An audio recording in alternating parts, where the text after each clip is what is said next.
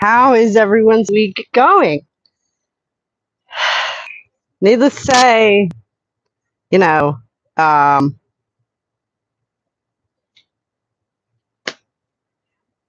it's a little bit of a crazy day around here, being 5 minutes late for my own party.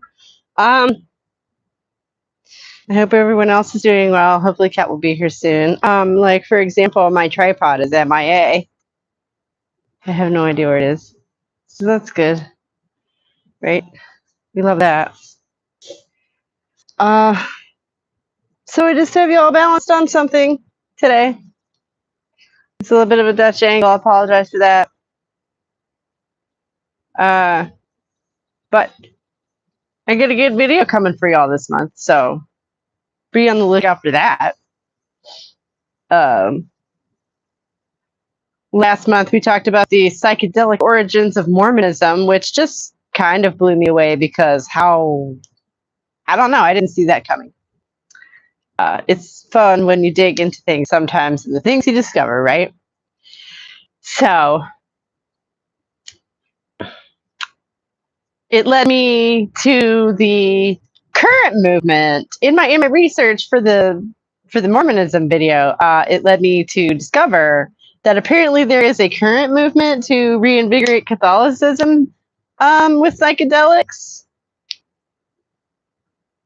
which is but the tip of an interesting iceberg. And anybody who's paying any attention knows me that I don't take the straightforward line. It's always, what can we draw from this, right? I feel like my videos are sort of C-shaped, where it's not a straight line, and it doesn't end where you expect it to, but it's a nice curve. It's a nice smooth curve that's easy to follow, and you end up, inside of where you were at the beginning. Anyway, it's maybe not in a place you expect it to be. So that's just how my creative process seems to end up going. Because is it interesting that there's, especially I focus in on one guy called Brian Murarescu, who wrote published a book in 2020 called The Immortality Key, which is like an okay title, I guess. I'm sure he thought that it was very punchy. I'm also a writer, so I'm catty about stuff like that. But yeah, his main idea is that ancient Christianity was actually a psychedelic fertility cult, which is fun, right? But the thing that I kept coming to, like, there's very little evidence. It's just to say none. Okay. The archaeological evidence is like scant. Hi, Kings by Oniron on Ironside. Sorry. Anyways, so it's the idea that ancient Christianity was a psychedelic fertility cult, a super fun, right? And so Brian Murarescu wrote this book about it because he apparently did over a decade's worth of his own research, because he really comes at it from more of a linguistic angle. But so it comes across as almost he's playing like word games, honestly, because the archaeology is just not there. And there's tons and tons of evidence about what went on in like ancient Greece and Rome. Like, these are very popular and have been for a long time. There's all sorts of archaeology about these things, and he went and visited these places and asked the experts in this stuff, is there any evidence for what I think I see in these ancient texts? And they kept telling him no. So he was determined to find the evidence himself. And he claims that it's this chalice, and like he sort of uses like a metaphorical holy grail, because it was this stuff that they were drinking that helped them see visions.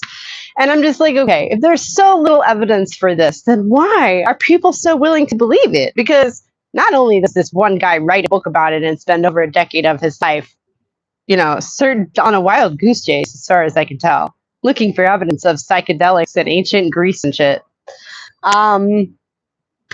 He's been making podcast rounds for years. Oh, Kitty's here. Talking about this. Like, everybody from Mayim Bialik to Joe Rogan, okay? So he's made a goodly chunk of his living for the last several years off of this idea. Why is it so popular if there's no evidence for it, right? That's kind of weird. Hey, Kitty, how you doing? Hey, I'm doing okay. Sorry for taking a little while there. I had to like try to coax my cat off my paper. Oh, you're good. Over here. I was just Just like right telling here. everybody about the video that I'm working on for this month. Oh, what are you working on? Well, it's like a continuation of last month, right, where we did the psychedelic roots of Mormonism. Yep. Which, like, I remember that. Yeah, right. And like, I don't know. I guess a lot of people already knew that. I didn't know that. Based on what they are now, I found it quite surprising. Yeah. And in my research for doing that, I happened upon this guy in particular, and like this low key movement apparently that's going on, where people think that not only was Christianity originally a psychedelic fertility cult, but the answer to our woes today, our spiritual and religious woes today, is to reintroduce psychedelics to Catholicism. Okay. I know, right? Sure. Right? Isn't that kind of a weird? But this ended up being very like, dude. Not only did he write a book, he's been making the podcast rounds for years, Yeah. and like, there's a whole lot of people who are shockingly willing to entertain this idea despite the just dearth of evidence, right? Mm-hmm. And that was the question I kept ending up coming to. Is like, why would everybody love this idea so much? And it's because that's people really believe that the only way you could possibly have a spiritual experience is by tripping balls on something. So basically, it's just a big fucking opportunity to get high. Oh no, yeah. Yeah. But it speaks to like the spiritual bankruptcy of this world that we live in, that nobody can conceptualize of anyone having any kind of amazing, larger than life experience unless they're high on something. Yeah. And that's sad. Yeah. I think everyone just wants to get high. Yeah. Yeah. And it's escapism. So it's like spirituality as escapism. And it's really, it says more about us than the ancients, I think, for sure. Oh, yeah. Especially the way that, like, how society is today in our culture, which is, like, not really based on anything. Right. Right? So, they just it's whatever feels good to you, it's an excuse to get high. Yeah. Anyways, how are you? I'm good. What you been up to? I was camping, so yeah, that's what I was up to. I went to Miracle Beach. It was great. Awesome. I'm tired. I'm exhausted. Oh, when did you get back? Just yesterday. Oh my gosh. Well, thank you for joining us after wearing yourself out camping and hiking and whatever. That's okay. I don't mind. But that's why I'm a little bit off today right now, just so everyone knows. I'm just exhausted, but I had a lot of fun. And yeah, it was great. Great beach. I love going to that beach. What's great about it? Well, you find a bunch of stuff, right? It's like one of those beaches that like comes in quite a bit, but then goes out quite a bit. And when I went there, I was able to catch a crab bigger than I've ever caught just with my little tiny fishing net. Oh, wow. Yeah, he was like huge, about this big. I let him go though. I didn't eat him. I could have. I was thinking about it, but I didn't. And also they have like all these like really cool rocks and pebbles up in the front at the beginning of it, and then it's just sand, right? Ooh, so okay. Yeah, which is, and like hardly any barnacles. There's like hardly any barnacles, which is great. So not only do I get the sand for the swim, you also get the pebbles for a rock hounding. Oh, right? Yeah. And so I got a bunch of rocks to tumble down from there. Oh, cool. Most of it Dalasite, which is like our own island's own, gem. It's what found is it? Nowhere else in the world. Dalasite. Oh. It's found nowhere else in the world. The only place that like you can find it on is Vancouver Island. That's cool. I've never heard of it. Oh, I'll show you. Yeah, you do. Because I've got a bunch of Dalasite to do up. I've got a lot of walks. That's awesome. Yeah, I'll show you a piece sometime. Unless you want to see it now, I can actually go No, grab yeah, one. now's great. I'm just putting on some sunscreen because I'm sitting outdoors, in Tennessee. Yeah. Boy. My Yeah, in the Scottish summertime in heritage. Tennessee. Okay, just give me 2 seconds. I'm gonna go grab it in the other room. Okay.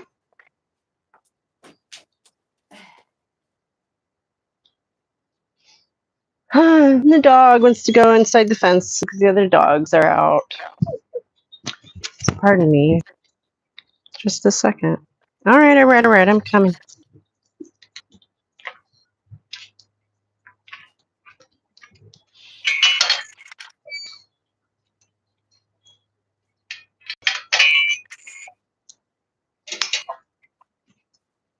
He'll want back out in 5 minutes. Puppies, Puppies. Hello, Amy.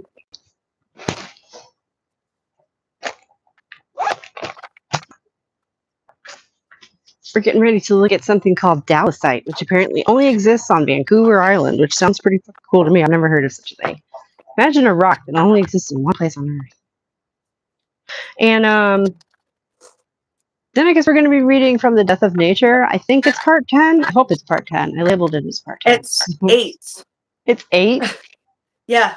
But I already put part 8 because we had an introduction first. So, like, my parts and the chapter numbers are not the same. Chapter 8, not part 8. Sorry, chapter 8. Right. See, so my part numbers and the chapter names are not the same, but it's okay. That's okay. I was just hoping that I wasn't screwing that up. I was like, wait, do we already read 8? Oh no. Okay, so I got a few of them right here. I don't know. Ooh, okay. Get the lights on properly. I don't know if you can see that. Yeah, I can't really see in this light, can you? No. See if I can get it up. I can't. Ooh. Over here, light. Hi, Live Science. I don't know how. Can you see that a little bit? Yeah, it's got a lot of I'm trying to get the light perfect. There we go. Ooh, it's got a lot of stuff in it. Yeah, here I'll show you a different piece. I just brought a handful. See, that's what it looks like. Oh, cool. And then it looks like a bunch of stuff all put together. Is it fossils? Yeah, it's not. It's just when the island was formed. So you got lots of like, this is you got some parts that are breccia, but then you have other parts that are crystallized with a bunch of different sort of minerals inside. Oh, There's also a green version. Here's another little tiny one. A smaller one, but there's a green version that has a lot more epidote than it has some of the other stuff. So that there's this one as well. So that's also Dallasite, but green Dallasite.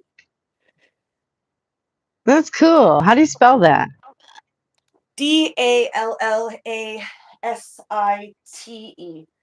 Okay, so like Dallas, Texas. Okay. Yeah, well, it was named after the street because there's in Victoria called Dallas Street. So it's whatever that's from. Right on. Because I love how random things get their names sometimes. It's so random. Yeah. So that's what Dallasite is. So yeah. That's really cool. I've never seen anything quite like that. Yeah, it's really pretty. I only have like these tiny small ones. I got bigger ones. I got to polish and all that, but it takes so long to tumble. Oh my god! I bet it's gorgeous polished. Well, this is polished. It's just you can't really see it with this crappy light. Oh, okay. No, of course they are. Yeah. But yeah, so that's Dallasite. Great gem, and found it abundant, so I can use it for my mirrors. Nice. And then that'll be like something special and unique about your mirrors because you can't find that everywhere. Well, exactly, right? Mm-hmm. So put that together and you're good to go. Yeah. And it's free for me. I just have to work for it. So not really free because we can labor. It's free. It only costs time. It only costs time and energy. That's my labor. Yeah. So yeah, but now everyone knows what Dallasite looks like. That's awesome. Thank you. Yeah. You're welcome. I'll put that there. Here, you can have that cat. Now the dog wants back out. I will try to keep the gate from squeaking because the microphone really hates that. Down, Ken. Come here. Hello, Amy. Got Life Science. Yep. We've had a couple people check in. Juju. I don't know who Juju is. I don't know.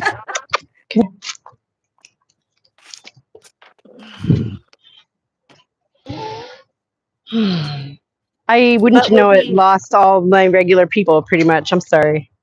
uh, With the channel pivot, I kind of saw that coming. yeah. It's fair enough. If people are tuning in for feminist politics, and I'm not talking about that, then they're not going to want to tune in, and that's Hmm. how that goes. I mean, obviously, we're still doing that, so I don't know. But yeah, considering the um what we have to talk about, like what we're reading, does kind of incorporate that a Yeah, little. but I mean, also, there's just I don't know. Maybe it's my algorithm, but I haven't been seeing a whole lot of stuff like there used to be. Like there's definitely Well, some people out there still making feminist content, and like Known Heretic's still out there doing stuff.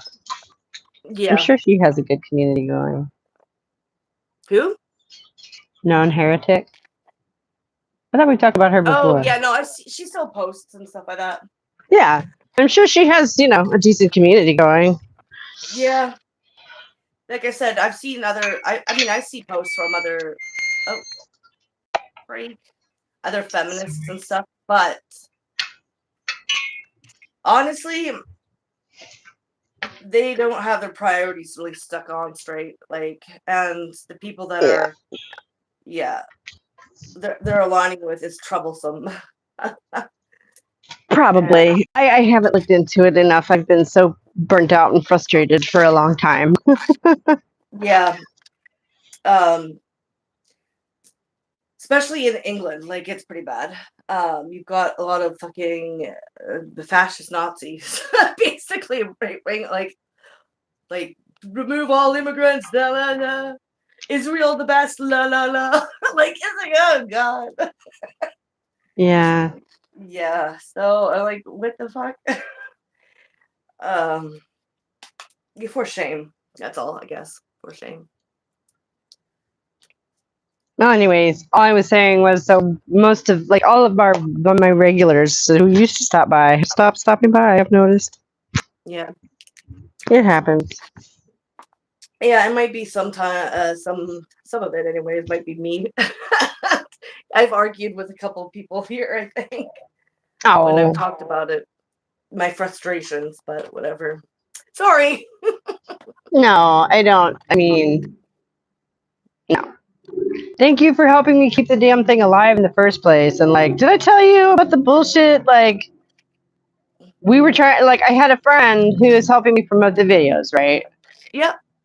And he was putting $300 behind each video, which is pretty cool, and was doing pretty well. And then, like, YouTube decided that it needed the channel name and the business name behind the money to match for some reason. So he had to create me a website, and in the process of all of this, his assistant went apeshit basically What? and No, I didn't stole a know bunch anything of his about this. files. Yeah, no. So like all of my videos are like double digits right now. It's very sad Yeah.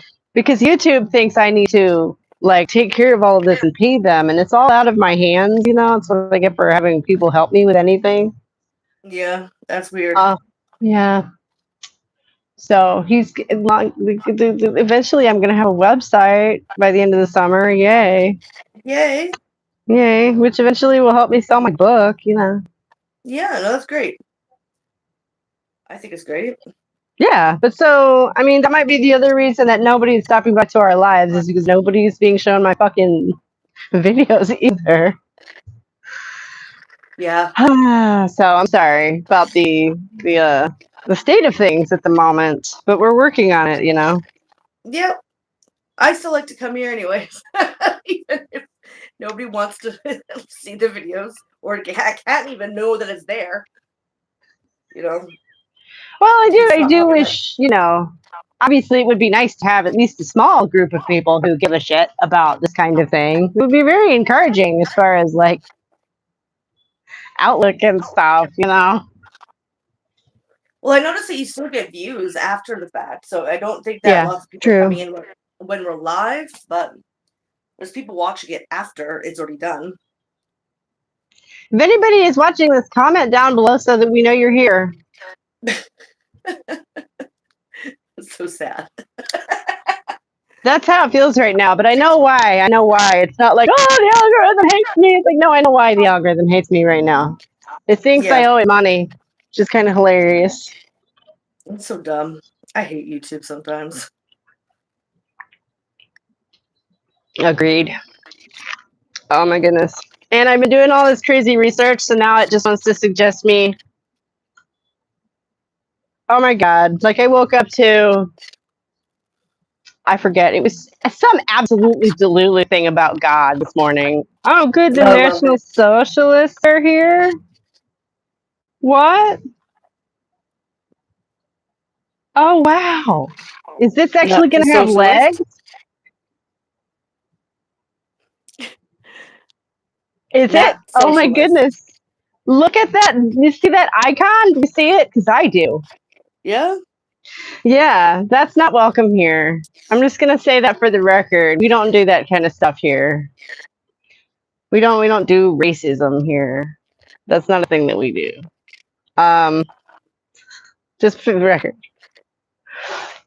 But like, I should also mention this apparently because I got personal messages from 3 Elon Musks yesterday. What? Yeah. Telling me he wants to be my friend, and I'm like, yeah, sure. Can I take him out behind the shed? I mean, I'm against murder also, so you know. So these like Elon Musk fishing guys, I guess they're trying to fish you. Like, that's so weird. It is, but so apparently I got someone's attention by picking on Elon Musk, which, you know what, bring it on. I'll pick on Elon Musk any day. I feel like that's punching up, right? You think? Yeah. Punching up. He can take it. He's fine. Well, he's also an easy target, which is nice because he's punching up on an easy target because he's so oh my goodness. Just like he actually reminds me of a lot of guys I've known, you know. Yeah. Not in a good way, you know. No, I figured that. No one said anything about murder. No, I know, and this is why you know, good people lose because we're not willing to strike that final brutal blow, right? Oh, I would. Right? Yeah, no, I mean, if it was actually somebody marching around talking about with any power, then yeah, fight back. But this is just, you know, some comment troll. I'd be okay if someone murdered Elon Musk. I mean, I'm sorry. I don't know. He seems so unhappy, you know. It seems like such a he seems like so one of those really insecure guys from high school that just can never ever find a friend. But the thing is, he's rich, so yeah. Yeah, apparently. But he's always been rich, right? Like, that's the thing about those guys. He comes from money. He comes from money. So, like, what does he think money's going to solve his problems? That doesn't make any sense whatsoever. No, he wants to have a community, but nobody likes him. That's the thing. He does. No, right, yeah. In elite circles, like, they don't even really like him either. Because he's right, no one. Not even Jeffrey Epstein wanted to hang out with that guy. It's like almost the desperation that comes off of him is just really, you know, there and noticeable. It's so like pathetic. Now I want to know, what do you mean the estimator, as long as you can take it when he gives it back? What do you mean? You're judging that based on seeing him on TV. Like, I could say you were unhappy just by listening to you. Well, I mean, isn't everyone? But to some extent, right? But like, that's part of the human condition. But like, no, I mean, in a what?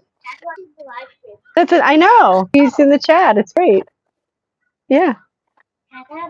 Sure, honey. If you're reading ours up, then yeah, go ahead. What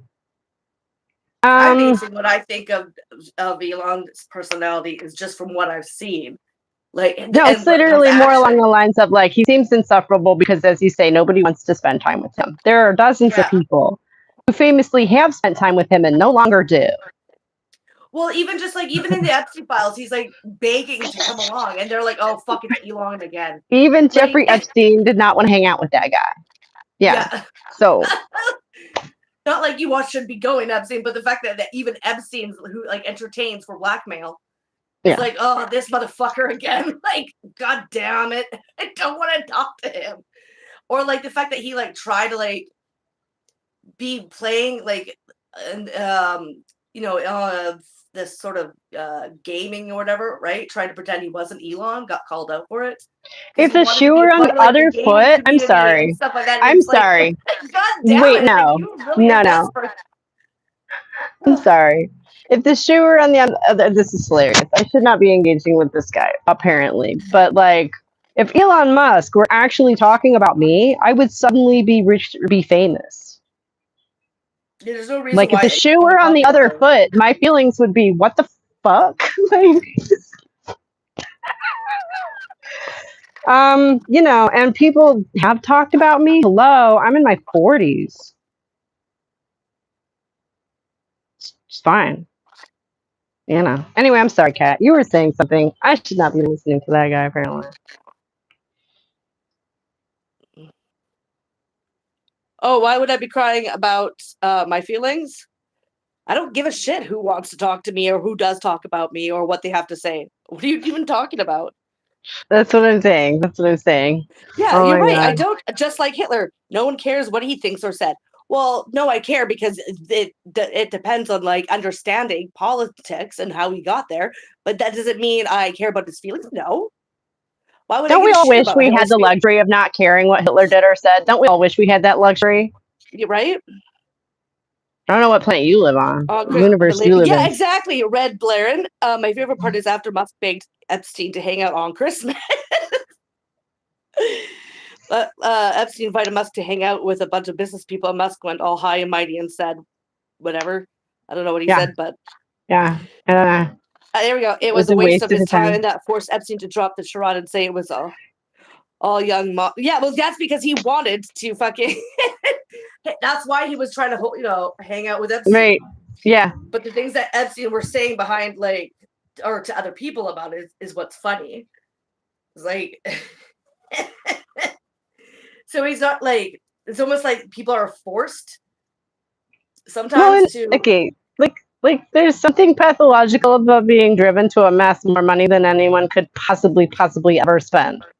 It's about power, not about money. That's right. It's not about spending it. It's about having it. So you could have ownership of others. Which is pathological. That's fucked up, if you want it in layman's terms. Yeah, it is. Of course it is. So, I disagree with the notion that you cannot judge a person by their actions. I am definitely going to judge people by their actions and what they say. Yeah. I don't know. And everyone does. And if you claim that you don't, you're a liar. Or you're not very bright. Well, right. You're not thinking clearly. Like, how else are you supposed to know who is worth your time and life? How are you, Yeah. It's actions speak louder than words. Like, I didn't make this up. Yeah.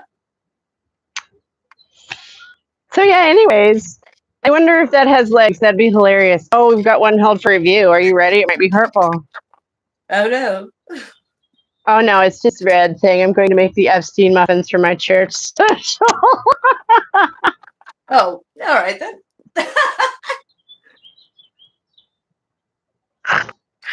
It's horrifying, honey.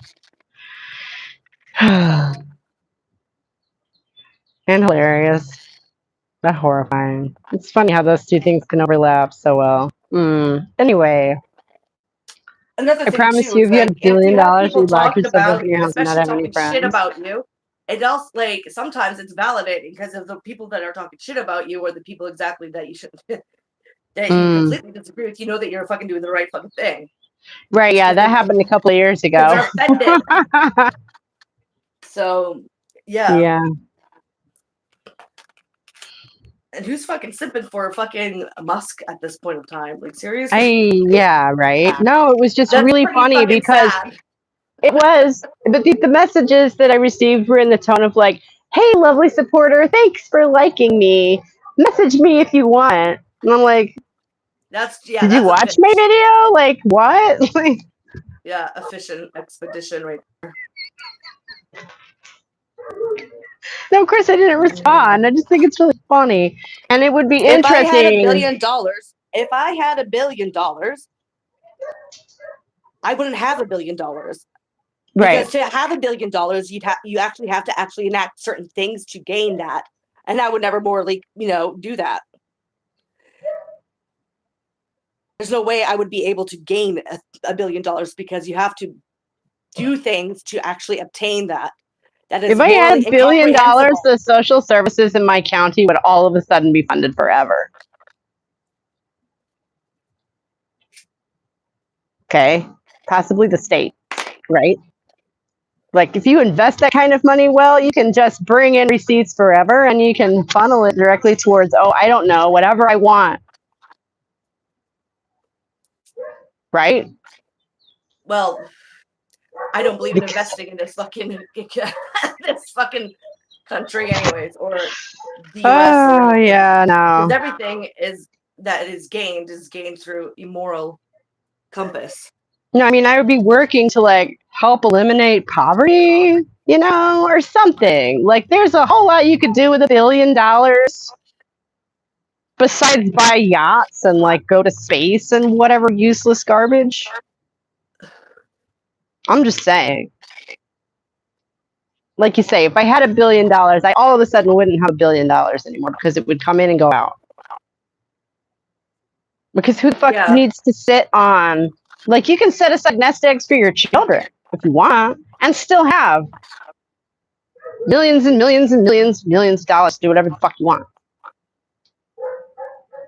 You ever know what $1 billion is? I want to take down fucking imperialism, and that's where lots of the investments would have to go through when you put it in there, right? So, because the whole system is set up in a way that's imperialistic.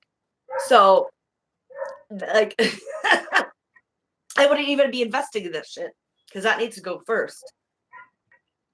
No, and see, this is the difference between I call bullshit. You would hide you and your money. That's hilarious. No. Because, I guess that's what justifies people doing that is that they believe that that's what anyone would do. Sorry, some of us actually have social consciences. Anyone who wants to donate millions of dollars to the cause to prove me wrong, I mean, go ahead. I dare you. Give me $1 billion and see what I do with it. That'd be hilarious. But that would never happen, right? Because the only way you can obtain $1 billion is if you do it through immoral actions. That's right. Immoral investments that fuck people over. That's right. It's easy for a poor person to sit around and talk about how they would help until it really happens. Oh.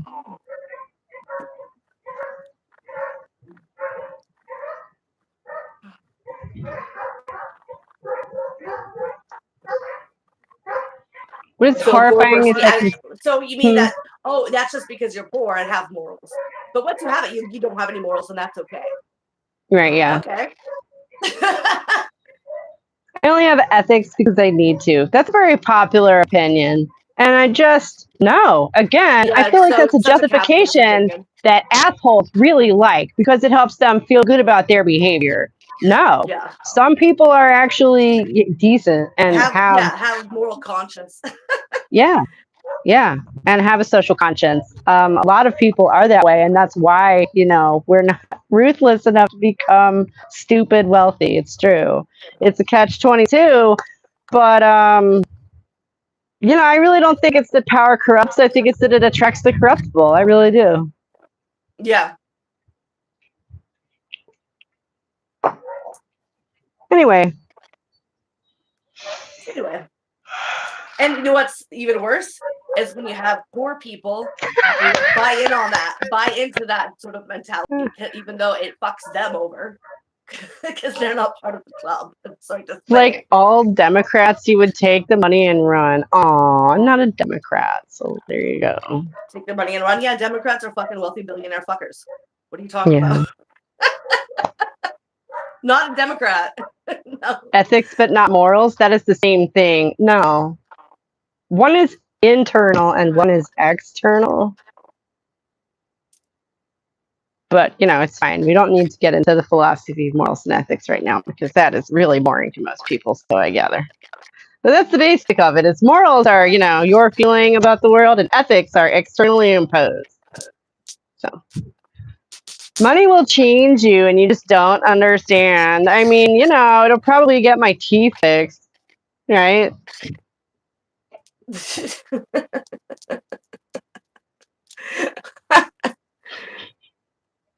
Money will change you. Yeah, it does. It makes you like a psychopath. Yeah.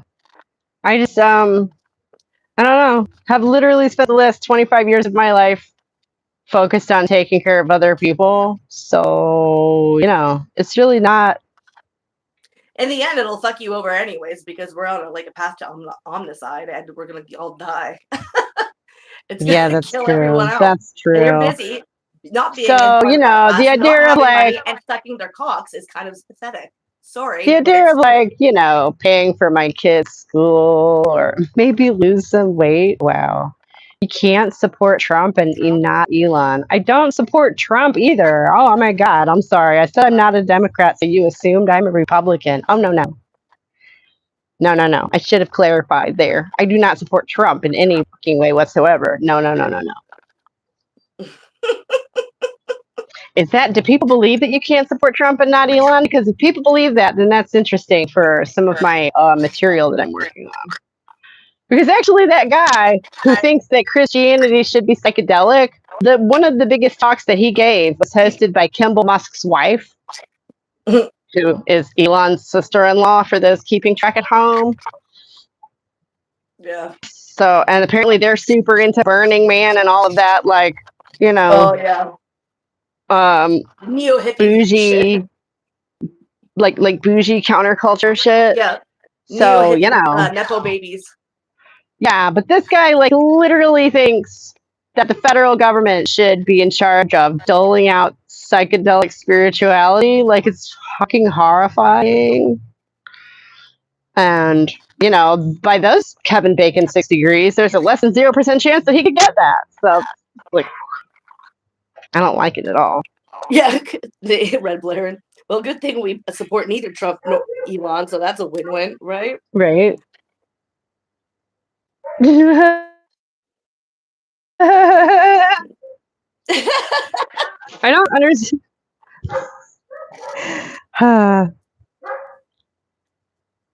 Tell us how you really feel, dear. Oh, yeah. Good, another one. Yes. Oh, no, yeah. It's okay. I'm a woman on the internet. If I weren't three-dimensional, if they weren't calling me fat, it would mean that I was not three-dimensional or something. It would mean I wasn't getting any attention. I could look like Ariana Grande, and I'm sure there's someone out there still calling her fat. So. They can say they are a little.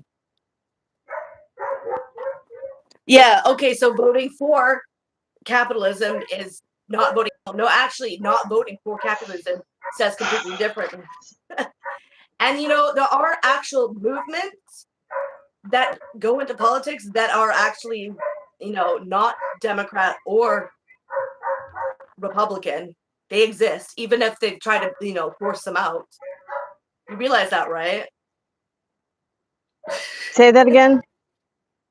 There are actual movements and parties that aren't a part of the Republican or Democrat. Right. Parties. But I guess they exist. If I had to choose a label, I guess it would be something that you don't agree with. How is that not actually participating? It's still participating. No, and it's I still vote. I live in Tennessee, so it doesn't fucking matter. Yeah, because by the way, when you vote, it doesn't actually matter. You don't actually get a choice. The choice is already chosen for you. Right. Well, here it literally is that way. If you want to vote Democrat in Tennessee, you get a ballot with 2 people on it. And everyone else is a Republican, and everyone else is on the other ballot. Not agree with. and you're Huh? really voting in a system you don't agree with, right? And there are actual movements, especially local movements, that aren't part of Democrat or Republican. They're just, it makes it really hard because it's always set up in a way to discourage that. Right. Well, But I mean, really, anyone accusing me of being right wing or whatever, or not being interested in politics and trying to do my bit, this hasn't been just around very whine, long. yeah, and just whine, yeah, no. There are You just things don't that know you me very do, well, and that's okay. and I love how people just assume, oh, you're on the internet, so that means you don't do anything but whine, but you don't know what we do. You're making assumptions, and you're an idiot for doing so. Yeah. Yeah. Come in here trying to start arguments and insult people. Like, really, being argumentative is one thing. Maybe you're legit upset about something, but coming in and Go insulting vote and people. change. Voting for a boxed-in system with things that you don't agree with on both sides, how is that voting and changing anything? You're not changing shit. Anyways, there's You're no an one to go idiot. vote for today. Exactly. Well, that's what he's saying. He's like, well, you just need to vote for change. Well, vote for what change? A Republican or Democrat? They are the same thing, just different aesthetics. Great. Well, they get their funding from the same place. So, yeah. It's the federal government going like this. Whoops, where'd you go? I'm right here. Oh, okay. Did you see my little mime? No. What are my thoughts on abortion? It should be legal. Oh my God. Because otherwise, the logical extension of that is that every woman of childbearing age is a potential walking incubator, and I don't think that's a good legal status for a human being.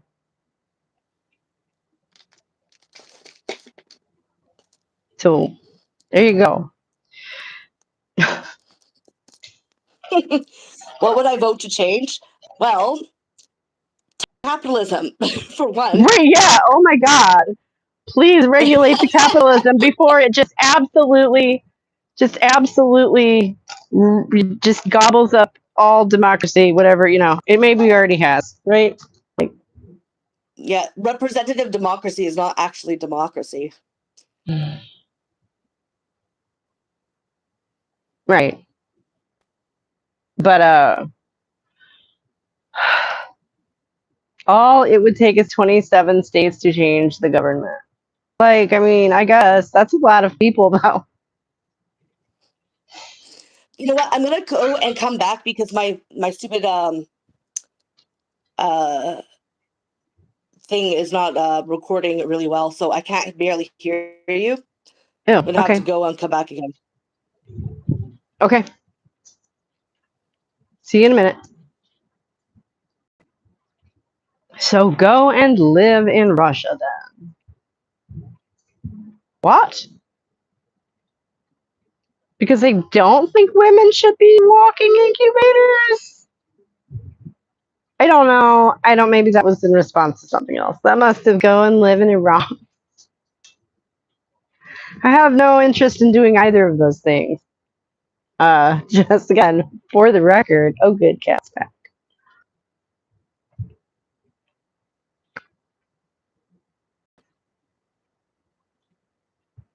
Like democracy. Oh, I see. That's not what she said. It may be true. I don't know. Kat, are you a fan of democracy? I'm not a fan of representative democracy. I think direct democracy is better. Okay.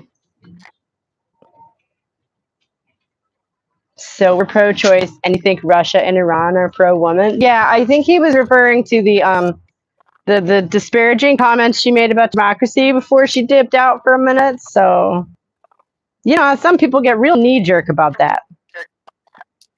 See, people. I'm anti-capitalist, but they think capitalism is like free market. Well, no, it has nothing to do with markets because you can have markets and other systems. What I'm against is accumulating of capital as a market, because that's what capitalism is. There is no actual quote unquote free market. You can't have that because capitalism is about accumulating capital. It's the reason that shareholders are more important than customers. right? Go somewhere. No, I don't have to go somewhere. Well, I'm not even in the US anyway, so there you go. Right, yeah.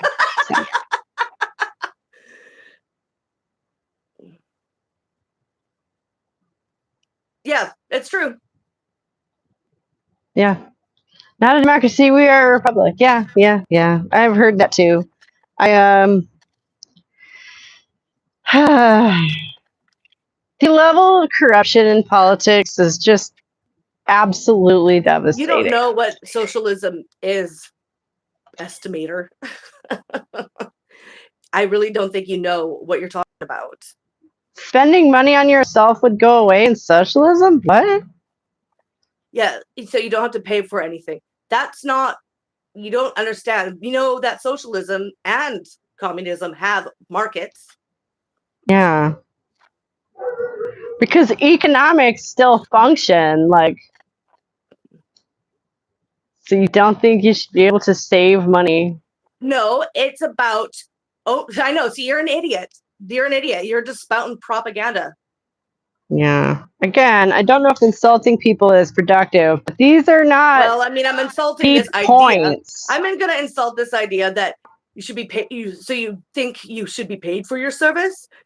Well, I believe that people should own the means of production. So I don't believe in capitalists owning it. I believe that people that are working for their labor should be owners of their own labor.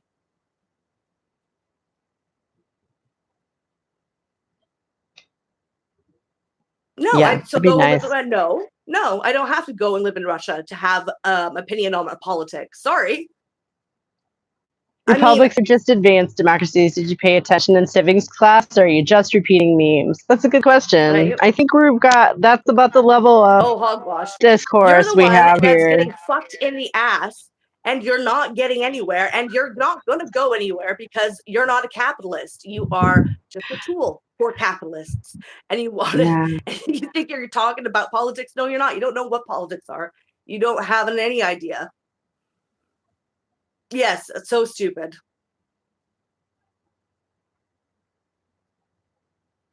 No. It's not what that means. You don't even understand the politics or the history of any of these like movements. Me. Apparently it's troll day. Who knew? I'm sorry, I had no idea. Stop whining and live somewhere else. Oh my god. Okay, I really think that one's just a bot because it's literally just repeating the same thing over and over It again. probably is just a bot. Yeah. Like the other one was more interesting. This one is just like, so leave then, so leave then, so leave then. Like, okay, grandma, calm down. Yeah. And this idea too, that there's only two choices of communism. Yeah, we can invent so many different like things and stuff like that. We have so much creative like input that we can put in with everything else. We can't understand how to organize society that's different from a capitalist or communist one. It's weird. It's trapped in thinking. Yep. It's all curated anyways. You know, I think that's how we got to talking in the first place a couple of years ago, because we were both like, yeah, you know. Yeah. It totally is. So it really just sort of makes the debate feel kind of pointless in a way, but I'm not a bot, so start your own government. Yeah, okay, yeah, like, what are you going to debate with that? I don't know. Get elected. Yeah, okay. What's wrong with everybody making the same money? You know, the government ranks income by job class. Oh my goodness. You know, apparently there are some people who, like, their only impulse in life is to accumulate wealth. And if they can't do that, well, what's the point of living? I've literally heard people make this argument. Yeah. You're not a bot, just a simple-minded. Yeah. Yeah. Thank you, honey.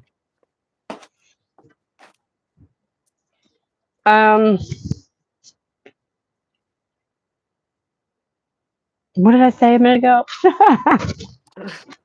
So tired. the government out of our business and let me make my money. Okay. Okay. You want to sit on that porch and tell everyone else to pay your way? What? Yeah. He doesn't understand what these actual systems are. And he's spouting, yeah, Twitter memes and like obvious propaganda. Why would I Instead of need to actually do heart looking at the surgery? history. He thinks that, yeah, he thinks that socialists or whatever think that they don't have to work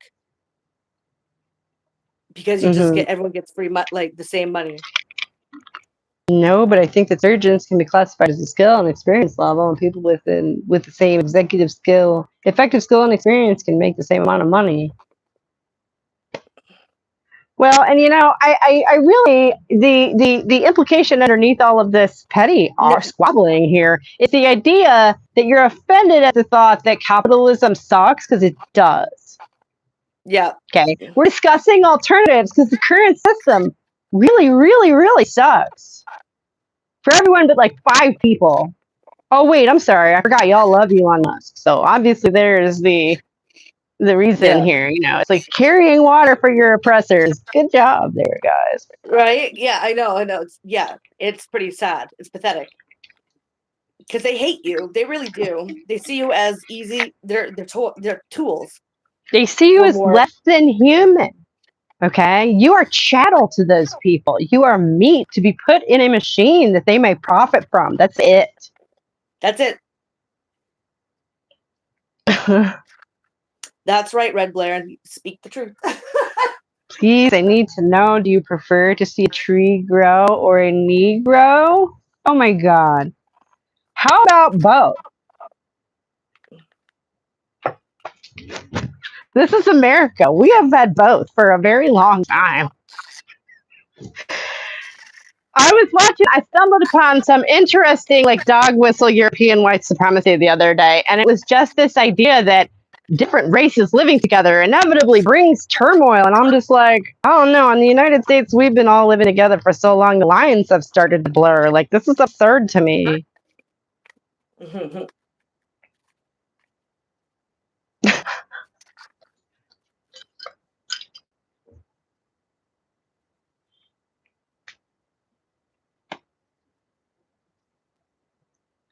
No, that's not what socialism is, you dumb fuck.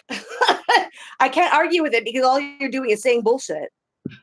How about you go read a book? Read a book. That's called authoritarianism right there. That's what that is. Read a book. Go and read a book on history, not just Twitter memes. Socialism advocates for social ownership of the means of production, while communism seeks a classless society and communal ownership. Why should you be paid like a heart surgeon if you can't perform heart surgery? No one ever said that. No one in this conversation suggested that.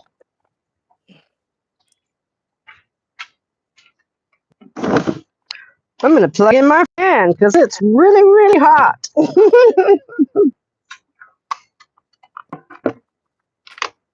There we go. Hope that's not too loud. I must have it or I will die.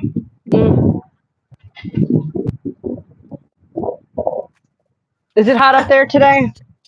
No, it's raining, but it's still kind of hot. Oh. Weird. Distribution of wealth, socialism. The hellfires, though, like the rest of Canada is going on. Like in New York, it's all like wow. Crazy. Get a load of this. Wow. That is like, mwah. One suggesting that everyone should be paid equally because someone mentioned fucking socialism. That's funny. Equitably, not exactly equitably. Yeah.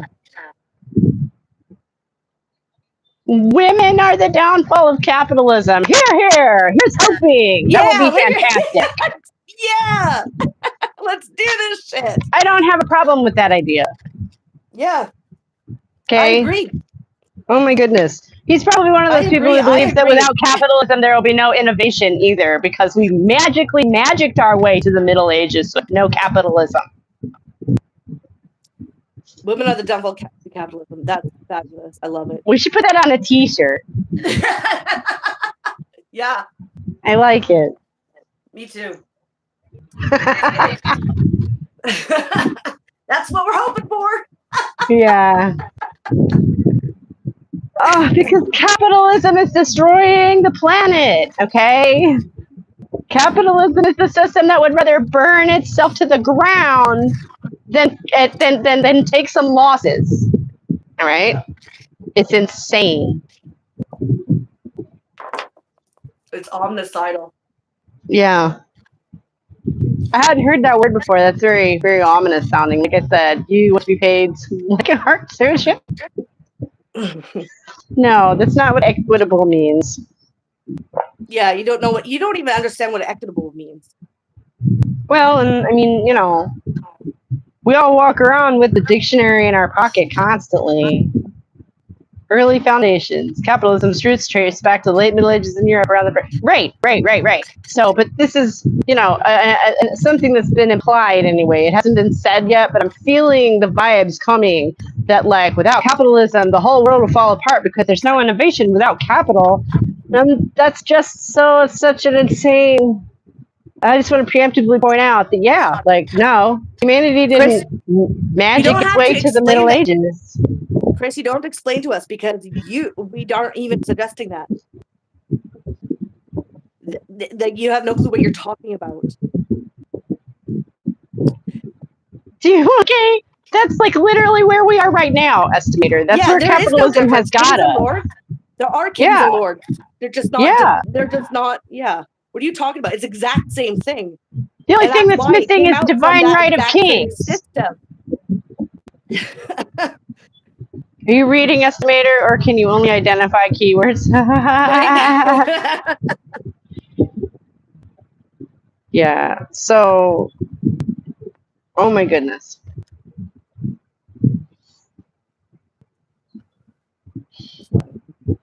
I mean, you know, we've all heard the word techno-feudalism by now, right? I thought women didn't want a king. No, I don't. No, we don't.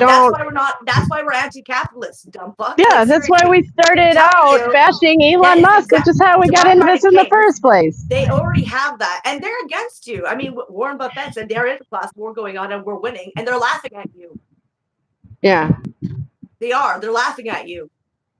Right, and then every time the lower class, you know, starts to get any kind of class consciousness, the media comes out, oh no, class war, oh no, we wouldn't want to do that, oh no. Mm-hmm. Who do you think they work for? Hello? We're not, you realize this is a reading session, we're going to be reading. Right, yeah. And that's probably why we don't have a lot of views, because stupid people don't like to read books and history. Right, yeah. Yeah. No, we have an actual academic offering that we do. You're never going to be a capitalist. You're never going to be a capitalist. You're going to be their tool, their dog. And we have an actual academic offering that we bring every week when I can remember. And yeah, we usually get to it right about now. We usually spend this first hour like chit-chatting and catching up, but this has been fun too. Yeah. So I guess, you know, you can free to start reading, I guess, whenever you like. And yeah, okay, so we'll see how many people actually stick around for some intellectual stimulation. Guessing 2 won't. Reading? There's only 3 people watching because you 2 asshats are ruining the vibes. No kidding, right? Okay, so I can make as much money as I want. Okay. Yeah, sure. If that was the case, you'd be a capitalist, but you're not. And you're never going to be one. You want people like me to work harder and faster and you at a slower pace and get paid the same as me? No. Have you ever worked in an office? Like, that's just true of like every collaborative system. Like 2 or 3 like in a group of like 9 people, 2 or 3 people actually do the majority of the work and the rest of them are support staff. And that's just how that usually ends up working out. In my understanding, that's just kind of how social groups work. Like, some people are more capable than others, but that doesn't mean that nobody has, like, the other people don't have anything to contribute. You know what I mean? Is it about percentages? Is human worth about percentages? I mean, Jesus Christ. See, and this is why capitalists shouldn't get to decide how things are run, because that's cutthroat. That's brutal. That's awful. Mhm. That's cynical as all hell.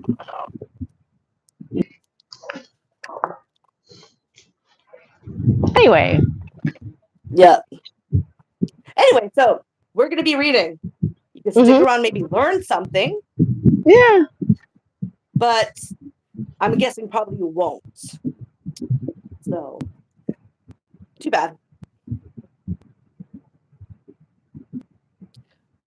So, we are going to start at chapter 8, the mechanical order.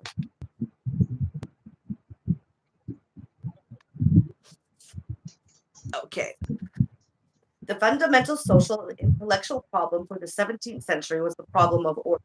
The perception of disorder, so important to the Baconian doctrine of dominion over nature, was also crucial to the rise of mechanism as a rational antidote to the disintegration of the organic cosmos.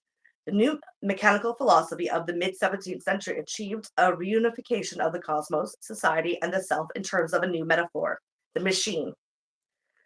Developed by the French thinkers Mersenne, Gassendi, and Descartes in the 1620s and 1630s, and elaborated by a group of English emigres to Paris in the 1640s and 1650s, the new mechanical theories emphasized and reinforced elements in human experience developing slowly since the late Middle Ages, but accelerating in the 16th century. New forms of order and power provided a remedy for the disorder perceived to be spreading throughout culture. In the organic world, order meant the function of each part within the larger whole, as determined by its nature, while power was diffused from the top downward through the social or cosmic hierarchies. In the mechanical world, order was redefined to mean the predictable behavior of each part within a rationally determined system of laws, while power derived from active and immediate intervention in the secularized world. Order and power together constituted control. Rational control over nature, society, and the self was achieved by redefining reality itself through the new machine metaphor. As a unifying model for science and society, the machine has permeated and reconstructed human consciousness so totally that today we scarcely question its validity. Nature, society, and the human body are composed of interchangeable atomized parts that can be repaired or replaced from outside. The technological fix mends an ecological malfunction. New human beings replace the old to maintain the smooth functioning of industry and bureaucracy. And interventionalist medicine exchanges a fresh heart for a worn-out, diseased one. The mechanical view of nature, now taught in most Western schools, is accepted without question as our everyday common sense reality. Matter is made up of atoms. Colors occur by the reflection of light waves of differing lengths. Bodies obey the law of inertia, and the sun is in the center of our solar system. None of this was common sense to our 17th century counterparts. The replacement of the older natural ways of thinking by a new and unnatural form of life, seeing, thinking, and behaving, did not occur without struggle. The submergence of the organism by the machine engaged the best minds of the times during a period fraught with anxiety, confusion, and instability in both the intellectual and social spheres. The removal of animistic organic assumptions about the cosmos constituted the death of nature, the most far-reaching effect of the scientific revolution, because nature was now viewed as a system of dead inert particles moved by external rather than inherent forces. The mechanical framework itself could legitimate end the manipulation of nature. Moreover, as a conceptual framework, the mechanical order had associated with it a framework of values based on power, fully compatible with the directions taken by commercial capitalism.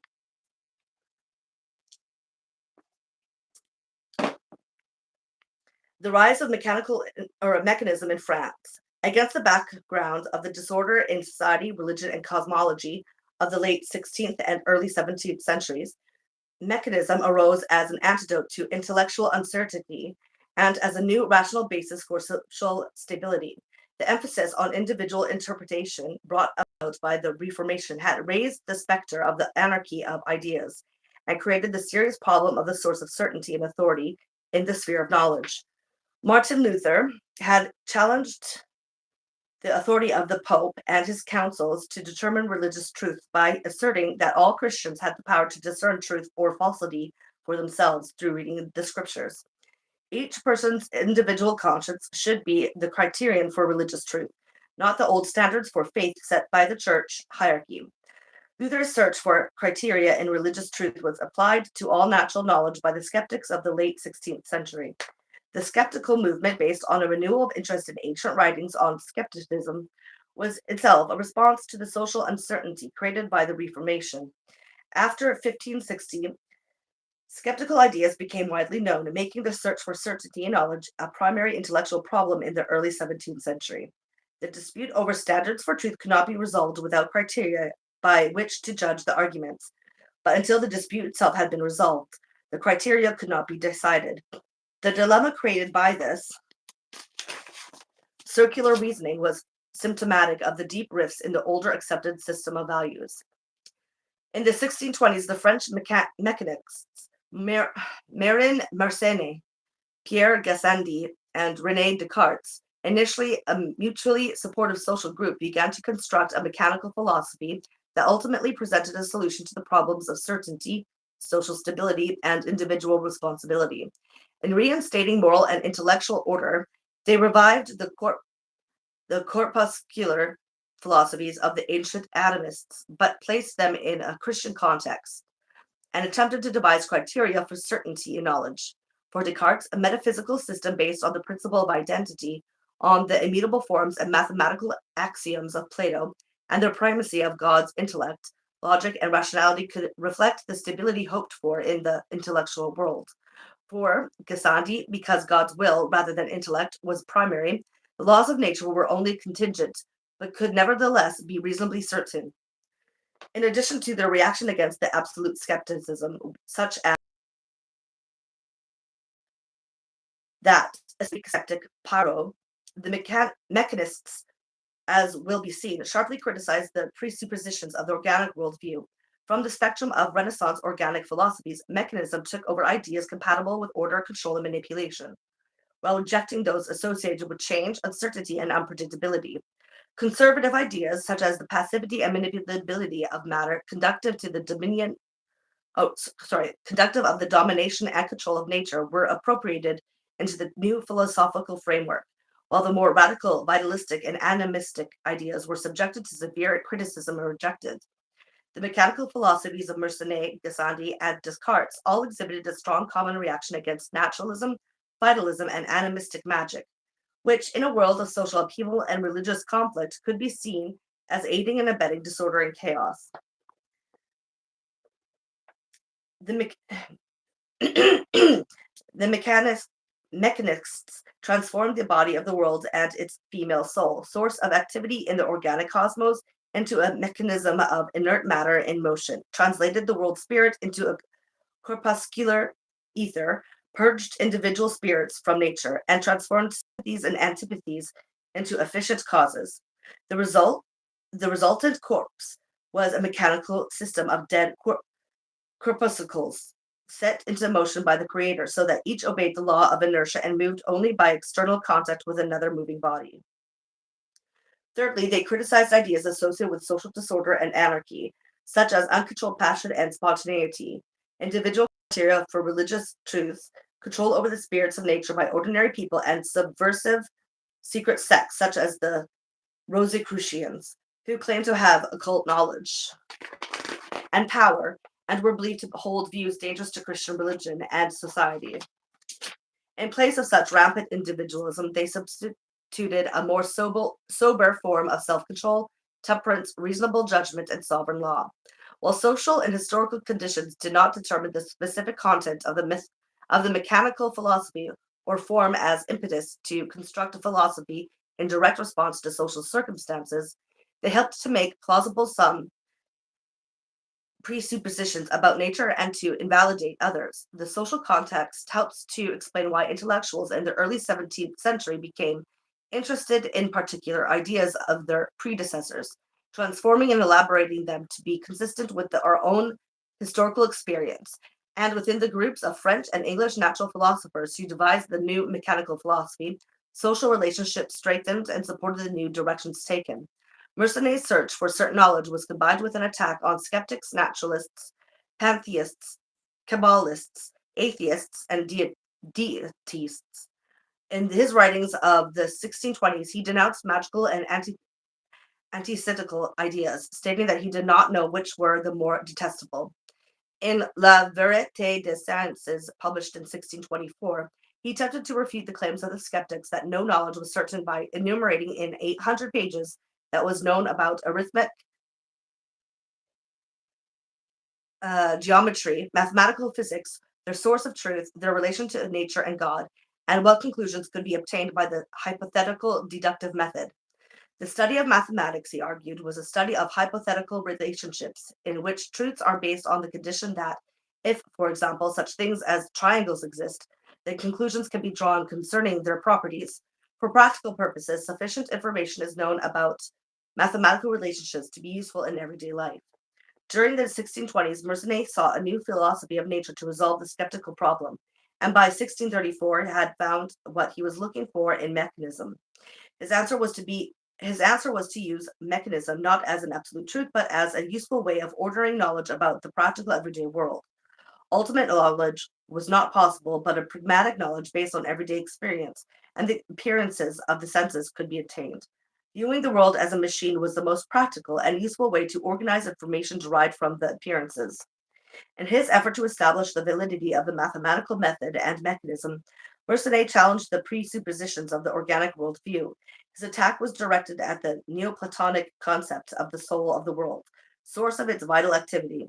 Deriving from Plato's Timaeus, the world soul was central not only to the Neoplatonic views of Ficino, Pico della Mirandola, and Agrippa, but also to certain church fathers who held God to be immanent in his creation.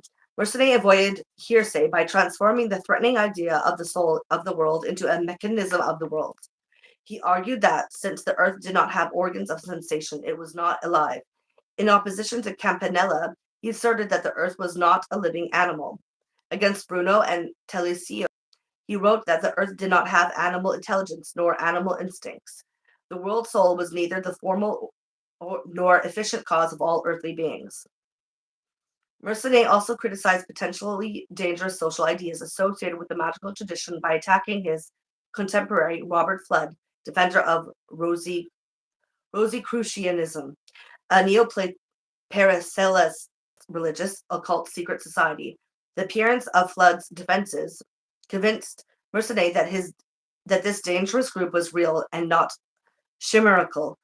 The immediacy of the Rosicrucian threat symbolized the larger problem of social control over anarchistic groups of ordinary people and served as a stimulus for a critique of the radical form of the Paracelsus tradition described in Chapter 4.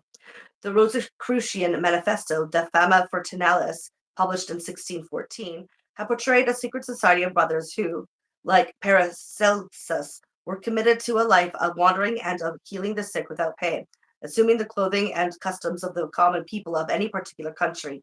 They were to separate and remain secret, but were to communicate to each other any problems and errors they perceived, and they were to search for and train successors to perpetuate the brotherhood. The Rosicrucian movement bore similarities to the millenarian mystical anarchists. The reputed founder, Christian Rosenkreutz, was supposed to have been born in 1378, and his tomb to have been discovered in 1604, the year of the general millenarian reformation signaled by Kepler's 1604 supernova. Like the original People's Messiah, Crusader Emperor Frederick I, Christian Rosenkreutz had traveled to the East, where he learned his wisdom from Eastern sages. Rosenkreutz, a Paracelsus physician, was dedicated to the life of an itinerant doctor who wore the garb of the people of each locale. The second Rosicrucian manifesto, the Confessio, which appeared in 1615, linked the Brotherhood to millenarian and religious movements that had called the Pope the Antichrist. Quote, "As we do now, altogether freely and securely and without hurt, call the Pope of Rome Antichrist, that which heretofore was held for a deadly sin, and men in all countries were put to death for it. Like the millenarian movements of the preceding centuries, the Confessio heralded an end to the world and predicted that the course of nature would be overturned and the virtuous relieved of their toil. Simon Studion's 1604 prophesied that the Pope would fall from power in 1620, marking the end of the reign of the Antichrist.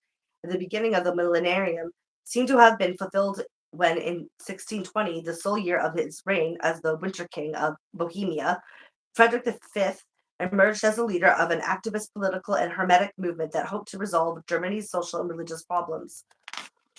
Andreas Libavius, an Aristotelian alchemist, viewed the Rosicrucians as a secret political as well as magical society that intended to undermine state authority. The Jesuit father, Francos Garces, had condemned them as evil magicians operating as an extremely dangerous magical society in a treatise in 1623 on groups pernicious to religion and the state.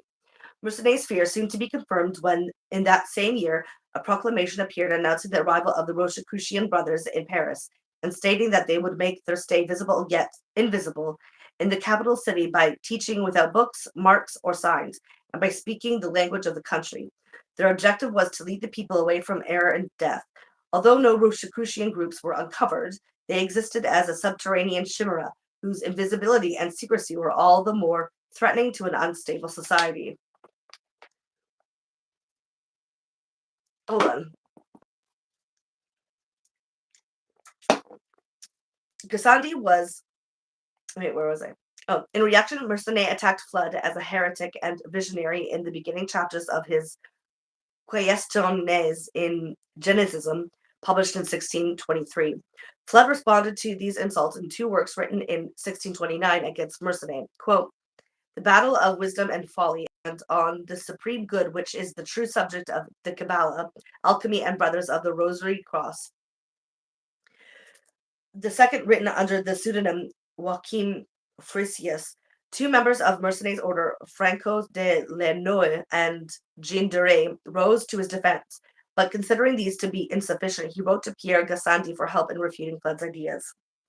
Gassendi was closely allied with Mercenet in the search for a respectable, rational religion and a new science. After receiving his doctorate in theology, Gassendi served for a period as lecturer in philosophy at Aix, and then as canon of Grenoble. On moving to Paris in 1624, he became part of an intellectual circle known for its skepticism concerning Aristotelianism and orthodox intellectual authority. Members of this group had received their offices from chief ministers Richelieu and Mazarin. Gabriel Naud, librarian to Richelieu and Mazarin, Guy Patin, rector of the medical school of the Sorbonne, Leonard Mirande, secretary to Richelieu, and Franco de la Mothe Le Veilleur, teacher of the king's brother. Later in 1645, through the efforts of Richelieu's brother, Gassendi was appointed to the chair of mathematics at the College Royal in Paris. Oh, come on. By 1622, Gassendi had prepared a set of these for and against Aristotle. His attitude reflected a new critical stance against skepticism, not unlike that of Descartes in the 1620s. Both were antagonistic toward Aristotle, and both were looking for a way to establishing truth on a new basis. Soon after his arrival in Paris, he had made the acquaintance of Marin Mercenet, who became his close friend and with whom he came to share similar attitudes toward Paracelsus, Flood, and the magical sects. There he was exposed to the attacks of Mercenet and Garces on the libertines and occultists. Like them, Gassendi had began to criticize the philosophy of naturalism permeated by alchemical and magical ideas. In 1631, Gassendi responded to Mercenet's request for help by writing a treatise entitled Examen philosophiae Roberte Floodi against Flood's ideas, taking, however, a more moderate approach than had his friend. In contrast to Mercenet, who had branded Flood a heretic, defiler of Christianity, and a propagator of vile magical ideas, Gassendi praised Flood's erudition and admitted that Flood at least professed Christianity. He declined to discuss the issues of Flood's alchemy, of which he knew little or of his atheism, but set out to study Flood's philosophical principles. Only then could he examine the polemics that Flood had written against Mersenne. Gassendi's examined, summarized, and criticized Flood's ideas on the structure of the macrocosm and the microcosm, and the activity and passivity of light and darkness. He questioned the dialectical assumptions on which Flood's universe was constructed. Flood's analysis of the universe as composed of the radical union of the two first principles, active light and passive darkness, was an incorrect hypothesis. It separated out two principles that were really one and the same, since no fundamental distinction could be made between light and darkness. Gassendi questioned the idea basic to emanation theories of the existence of the time prior to created time, and Flood's theory that before the creation of the universe, God was hidden light who became visible light in the alchemical distillation by which the world was created. He also opposed the idea that human souls were portions of God emanating from his light, an opinion he considered more dangerous than atheism. The theory of an active soul of the world housed in the sun and vivifying the whole universe was untenable. Gassendi defended Mersenne, who, unlike the Rosicrucians and alchemists looking for truth through the philosopher's stone, was searching for a more solid truth. Although Flood responded to Gassendi's examen and to Mersenne with his four-part Clavis Philosophiae et Alchemiae Fluendans, published in 1633, Gassendi made no further contributions, having turned to the development of his own philosophy. Gassendi's critiques of Aristotle and Flood in the 1620s were largely polemical. He had not yet committed himself to the ideas of the Greek philosopher Epicurus, a task that took shape during the 1630s. The system of Epicurus was based on the idea of the earlier Greek philosophers Democritus and Leucippus, and later more fully elaborated by the Roman poet Lucretius in his De Rerum Natura. Epicureanism postulated the existence of an infinite number of unchanging atoms of different shapes and sizes moving ceaselessly through infinite void space, evolving, swerving, combining, and separating to form the objects of the changing sensible world. Although Democritus and Epicurus were known during the Middle Ages, and the rediscovery of Lucretius's poem in 1417 had sparked interest and discussion, atomism was then too limited in generality to compete with the system of Aristotle.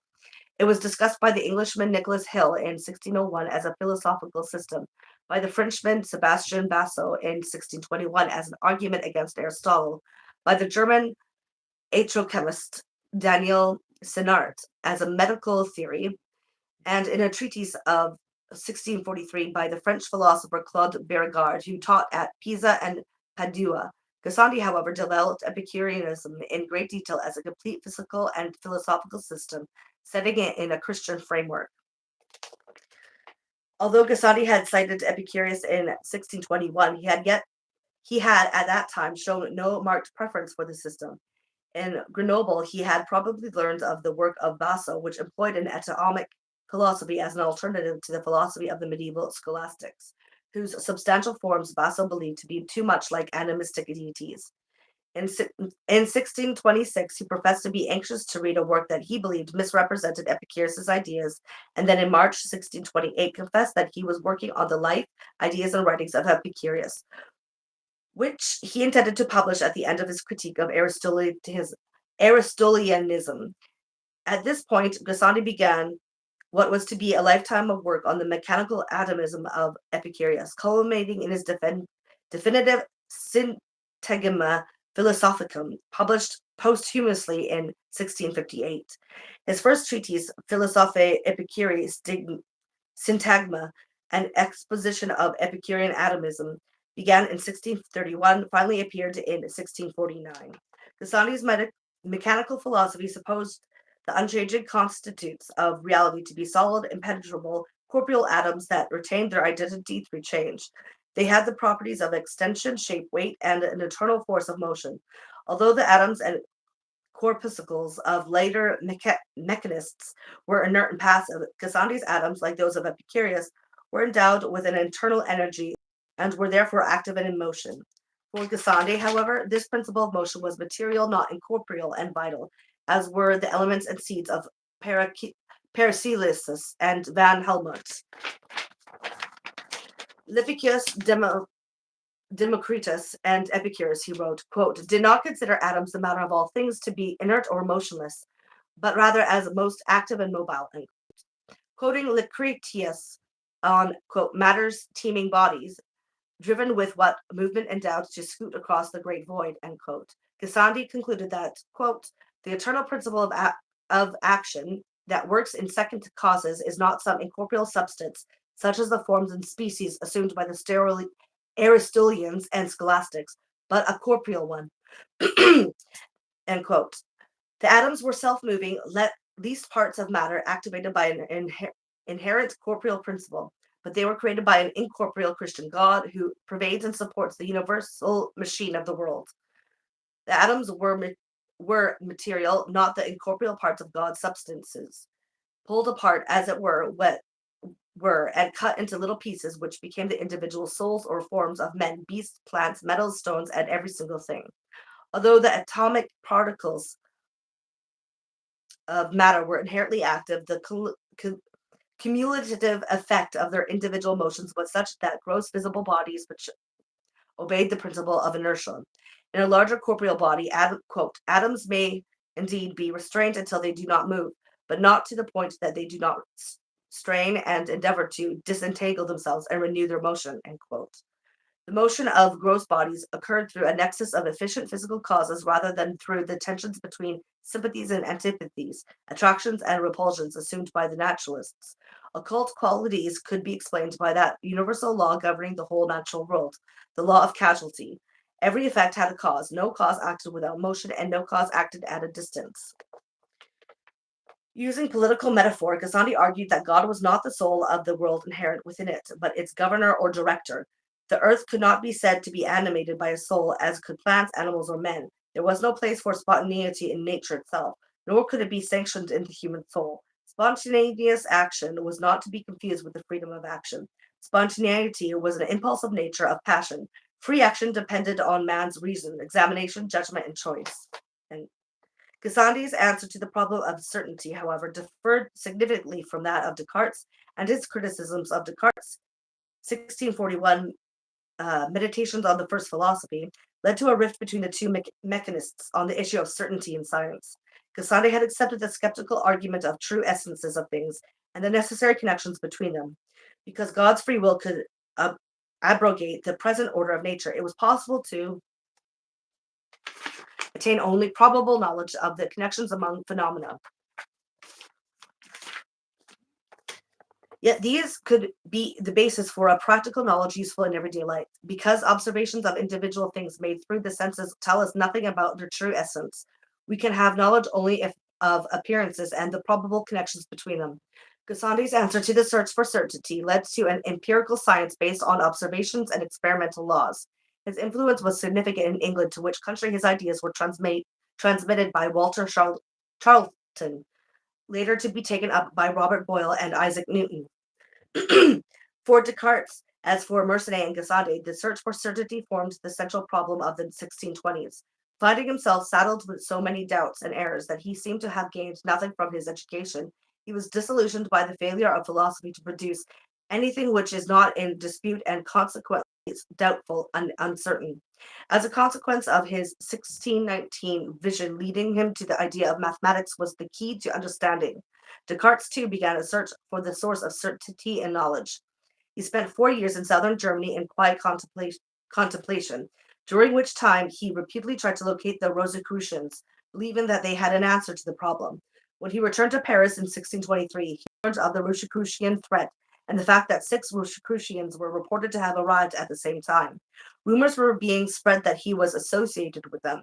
Descartes at once reestablished contact with Mersenne in order to demonstrate that he was not a member of that invisible underground sect, which probably didn't exist. It seems to be. Hold on, I'll be right back, okay? I just gotta do something here. Okay. I'm just sitting here eating my sandwich.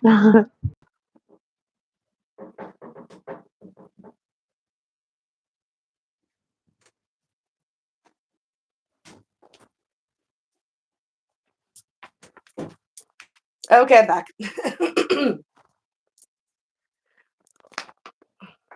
Descartes' answer to the problem of certainty was to fuse the will and intellect of God into the concept of a sovereign creator freely and unconditionally creating ex nihilo, a body of internal truths intelligible and accessible to the human intellect. By his absolute and transcendent will, God created nature and its laws and subsequently sustained them by recreating the world anew from moment to moment. But owing to his eternal and immutable intellect, the laws of nature were unchanging and unintelligible to the human understanding. Quote, in God, he wrote, willing and knowing are a single thing in such a way that by the very fact of willing something, he knows it. End quote. The criteria for intelligibility were those of mathematics. Clear and distinct ideas, as in geometrical demonstrations, could be said to be true. Hence, mathematical descriptions of the material world would yield true physical laws, the logic of the mathematical method becoming the key to the valid knowledge. For Descartes, unlike Mersenne and Gassendi, clear and distinct ideas were the basis for ascertaining the essence or true nature of things behind the appearances and their necessary connections. Because clear and distinct ideas could be formed in the mind, essences could be inferred to exist and to have quantifiable properties. The relations between quantities could be described by mathematics, acquiring the status of true physical laws. Descartes' rationalist answer to the problem of certainty led to a science of mechanics based on quantitative properties or primary qualities, such as the amount of matter in a body and its motion. A body's quantity of motion could be transferred wholly or in a part to another body, the amount being determined by a set of derived rules. Mechanism, or the science of matter in motion, could be used to describe the entire universe, the human body, the physical surroundings, and the larger cosmos. By 1629, he had resolved the problem with certainty sufficiently to begin the writing of his mechanical treatise, Le Monde, or The World, published in 1664, the same period in which Gassendi had begun his work on mechanism.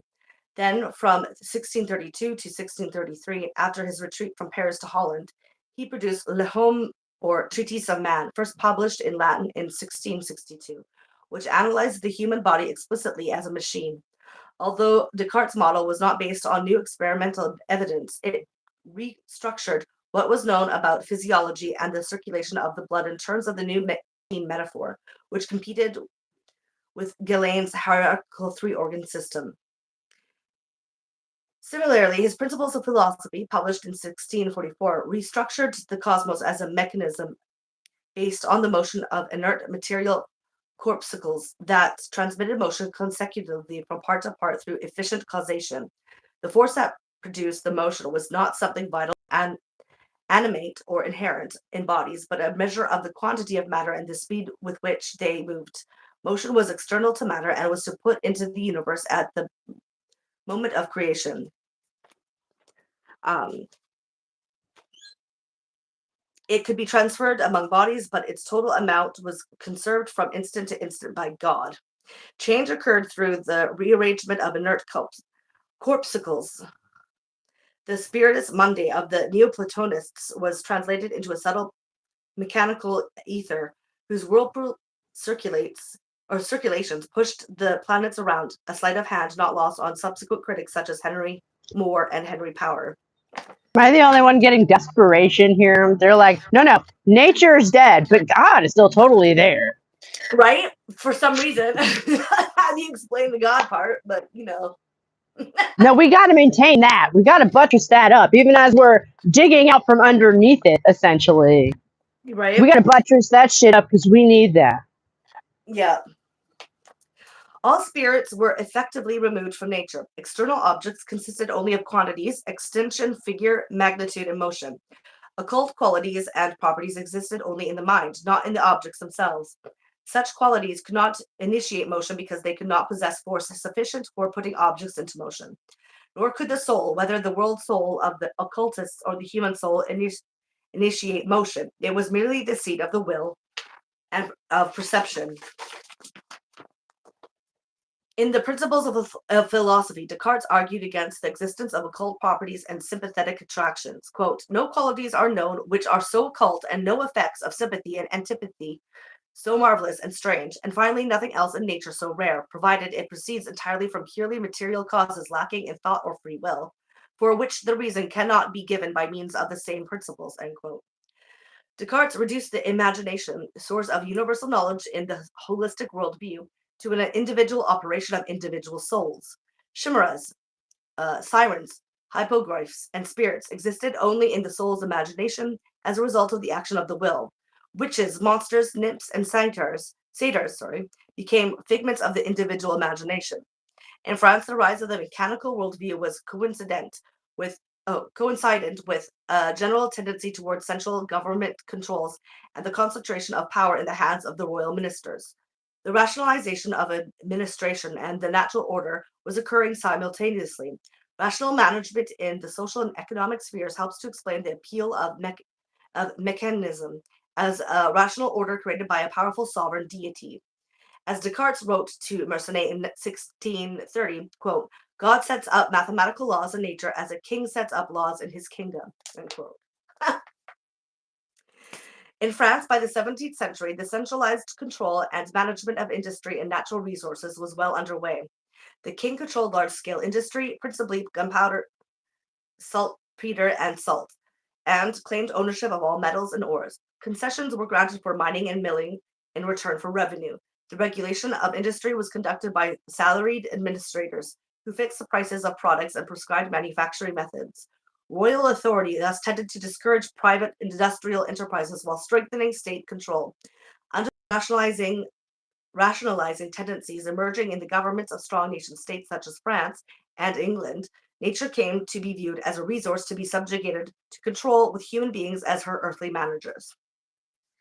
You see where this is going.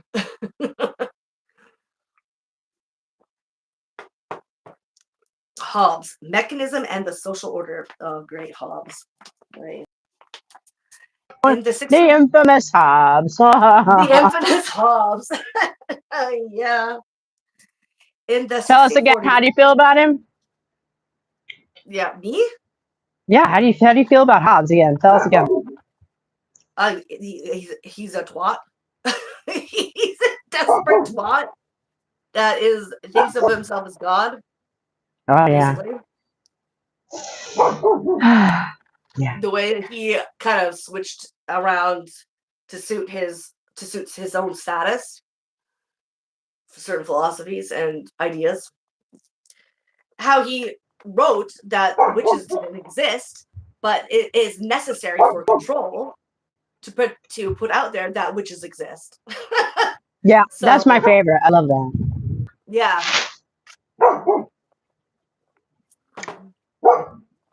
Anyway. Okay. Hobbes, Mechanism and the Social Order. In the 1640s, the work begun by Mersenne, Gassendi, and Descartes that would ultimately restore order and certainty to the cosmos through a mechanical philosophy of nature was continued by Thomas Hobbes and a circle of English royalists escaping the parliamentary faction of the English Civil War. Hobbes, a thoroughgoing materialist, further mechanized the cosmos by denying any inherent force to matter, by reducing the human soul, will, brain, and appetites to matter in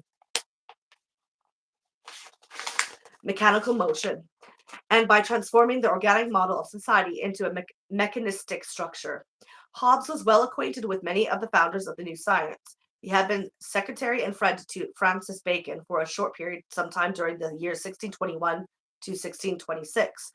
On his third journey to the continent in 1634, at a time when the study of geometry and motion were both central to his interests, he had met Galileo. On the same visit, he was introduced to Mersenne and his circle of scientifically oriented friends. On his return to England in 1637, he began work on a system of philosophical thought based on mechanical principles.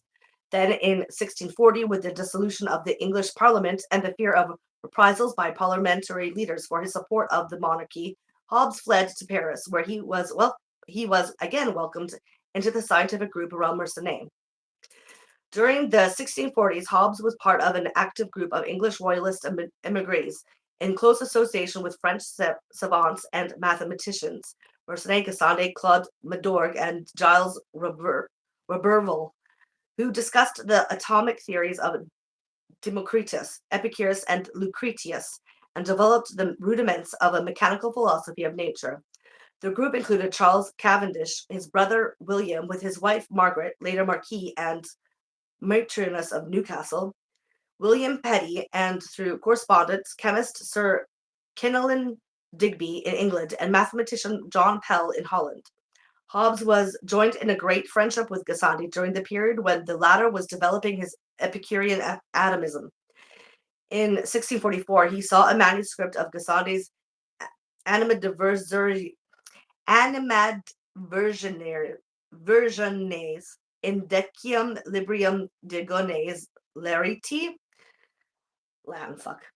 which contained a long section entitled Pars Physica, almost identical to the sections of the more complete Syntagma Philosophicum of 1658. The central problem addressed by this group of mechanical philosophers was the development of an explanatory framework based on the nature of matter and the origin and transmission of motion among its parts. Already in his little treatise of 1630, Hobbes had developed a mechanical explanation of sensation based on the motion of contiguous particles of matter. Sensations, he held, were not in the objects but purely subjective. Thus the sound was not in the bell, for only its parts were in motion, or in the air, for only its parts were in motion. Nor was it in the ear, for the parts of the ear only moved the animal spirits in the nerves and brain. Sensation was therefore only the subjective experience of local motion in the brain. No initiating principle of motion was contained in the soul, the brain, the will, the appetite, or the animal spirits. But in the little treatise, Hobbes had not yet resolved the important question of whether matter had some inherent form of motion, or species, that produces the motion of the medium on which sensation is based. The issue was whether matter itself was active and therefore sent out the species whose motion produced sensation. Quote, whatever so moveth, another moveth it either by active power inherent in itself or by motion received from another. Agents send out their species continually, foreseeing the agent hath power in itself to produce such species, and is always applied to the patient. It shall produce and send out species continually, end quote.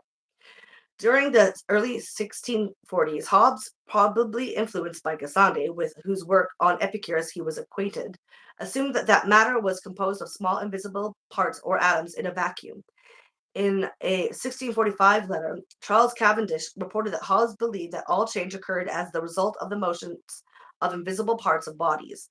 The following year, Hobbes admitted the existence of vacuity in a draft of his optical treatise.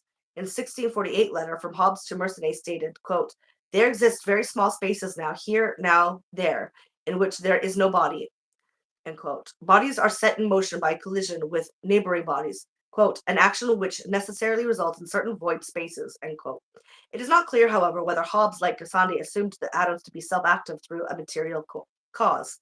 But between 1648 and 1655, when his De Corpore on the physics of bodies was published, Hobbes had become a plenist like Descartes, denying the existence of a void or vacuum in nature and repudiating Epicurus and Lucretius. All motion was passed from one body to the next only through contact and was not the result of an inherent activity or power. The cosmos was made up of small atoms disseminated throughout space between Earth and stars, with the fluid either filling the vacancies. In 1648, Hobbes and Descartes had achieved something of a rapprochement after a long period of antagonism that had begun in 1641 as a result of Hobbes's adverse comments on Descartes' meditations. In a letter to John Pell, Charles Cavendish reported that Hobbes and Descartes had, quote, met and had some discourse, and as they agree in some opinions, so they extremely differ in others, as in the nature of hardness. Mr. Hobbes conceiving the cause of it to be an extreme quick motion of the atoms or minute parts of a body which hinders another body from entering, and Mr. Descartes conceives it a close joining of the parts as rest, end quote. Their agreement on the mechanical basis for the corporeal world, however, did not extend to metaphysics, where Hobbes espoused a monistic materialism and Descartes a dualism. In De Corpore, Hobbes asserted that all motion arises from contact with an external continuous moving body.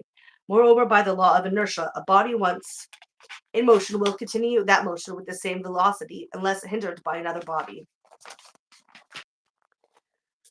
Whereas in the little treatise, Hobbes had retained the possibility of an inherent active power. In De Corpore, he said all action came from the prior motion of a contiguous body.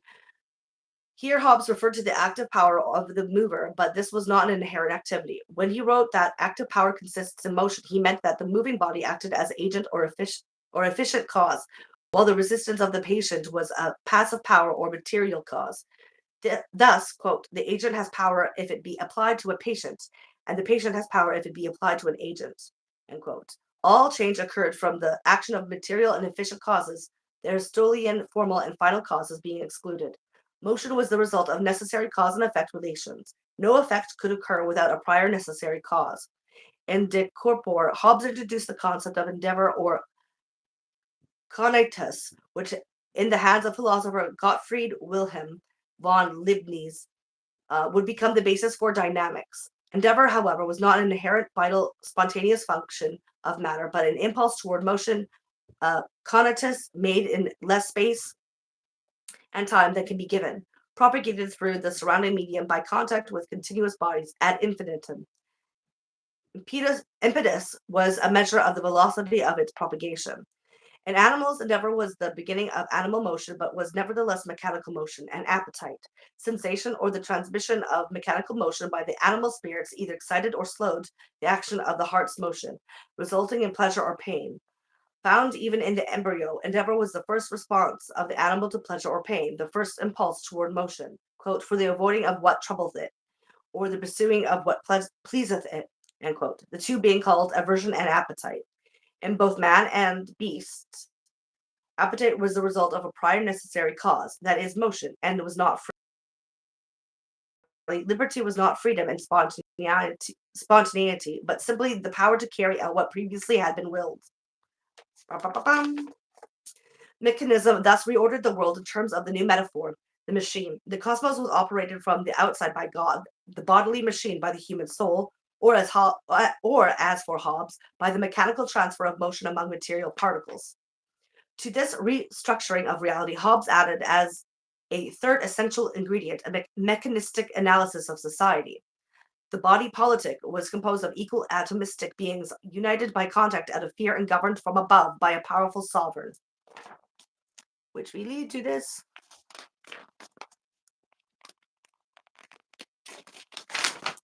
We got our first picture. Yay!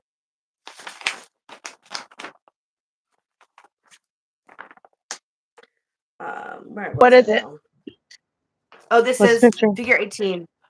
Frontispiece Thomas Hobbes, Leviathan, first edition, 1651. Yeah, that's that, Leviathan. Society is composed of atomic individuals governed by social contract with a sovereign. Note the imagery of force and dominion. These were Hobbes's solutions to social disorder. By nature, people are lawless, violent, and unfriendly.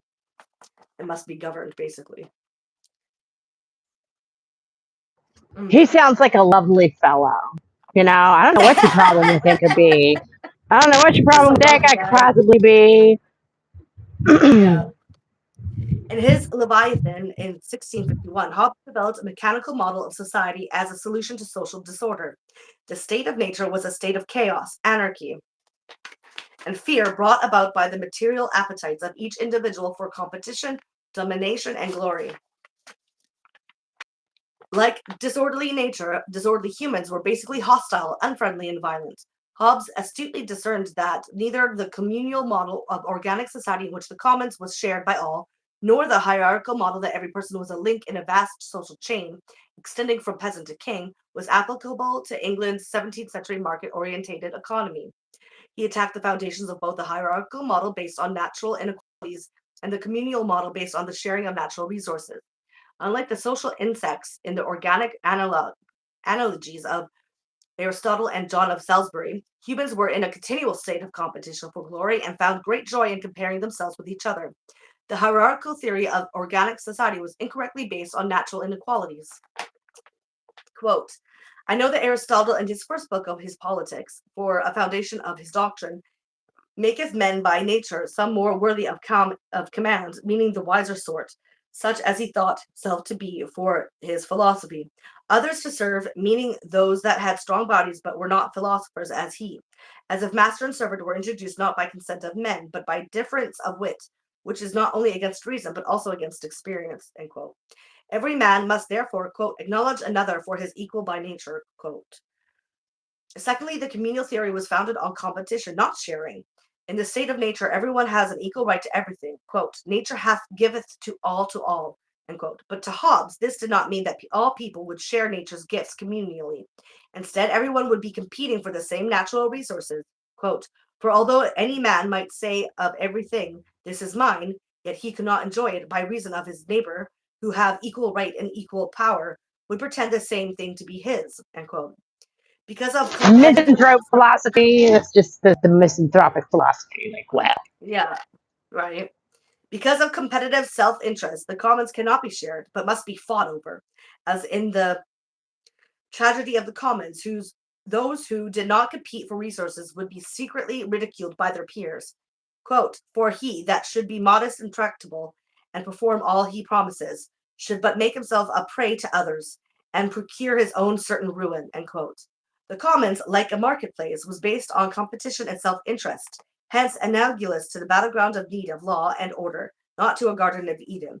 Hobbes' antidote was order, peace, and control through a set of accepted rules for the conduct of each citizen, analogous to the rules governing the operation of a machine. His sovereign, who was the external embodiment of contracted unity and dispenser of these rules, operated from outside the machine like a technician. The state, created ex nihilo, was an artificial ordering of individual parts not bound together by cohesion as an organic community, but united by fear. The resultant Leviathan was a moral god to which we owe under the immortal God our peace and defense. Take it this way there. Wait. Oh, there. you know, that's funny because that sounds like what that guy was saying in the comments earlier. That's really funny. Yeah, right. Well, believe the propaganda. Yeah, well, and that's old propaganda too. Even though he ain't gaining from it, but he believes it. Yep. Bootlicker. In his introduction to in his introduction to Leviathan, Hobbes transformed the organic metaphor of the state as a person writ large into a machine. Quote, foreseeing life as but a motion of limbs, the beginning whereof is in some principal part within, why may we not say that all automata, engines that move themselves by springs and wheels as doth a watch, have an artificial life? For what is the heart but a spring, and the nerves but so many strings, and the joints but so many wheels, giving motion to the whole body, such as was intended by the artificer? End quote. Whereas in Salisbury's Polycraticus, the body was endowed with life and ruled by the prince, who, together with the clergy, constituted its soul. The great Leviathan is, quote, but an artificial man, in which the sovereignty is an artificial soul, end quote, giving not vital life but artificial motion. In Salisbury's organism, the judges and governors who communicated with the people represented its sense organs. In Hobbes's machine state, the magistrates and judges were instead its artificial joints. For Salisbury, the Senate held the position of the heart and represented the good of the commonwealth. Hobbes assigned the heart a spring, no human function whatever, and dispensed rewards and punishments through the nerves.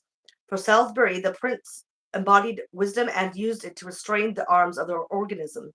For Hobbes, equity and laws formed an artificial reason. In Polycraticus, the financiers in the intestinal tract dispersed the state's finances, being wary of anal hoarding. In Leviathan, the accumulation of wealth and riches of all the members constituted the strength of the artificial man, while business assured its safety. The feet which were the multitudes of common people for Salisbury have no riches to contribute, were not even mentioned by Hobbes.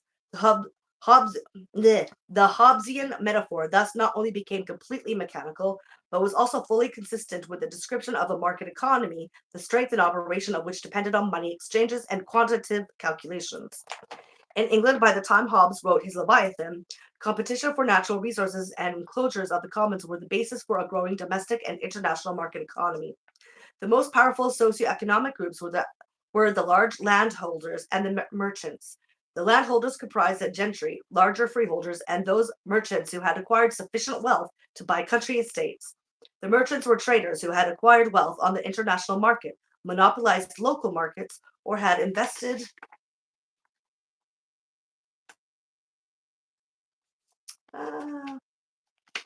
in industrial enterprises. The sons of these two groups frequently interchanged status, the younger sons of landholders moving to towns to enter business ventures, while those of the merchants took over management of newly acquired country estates and became local officials and justices of the peace. Because common law decisions limited the English crown's ownership of metals and ores to a few gold and silver mines, the development of the mining and metallurgical industries produced as a competitive rather than as a state-controlled enterprise.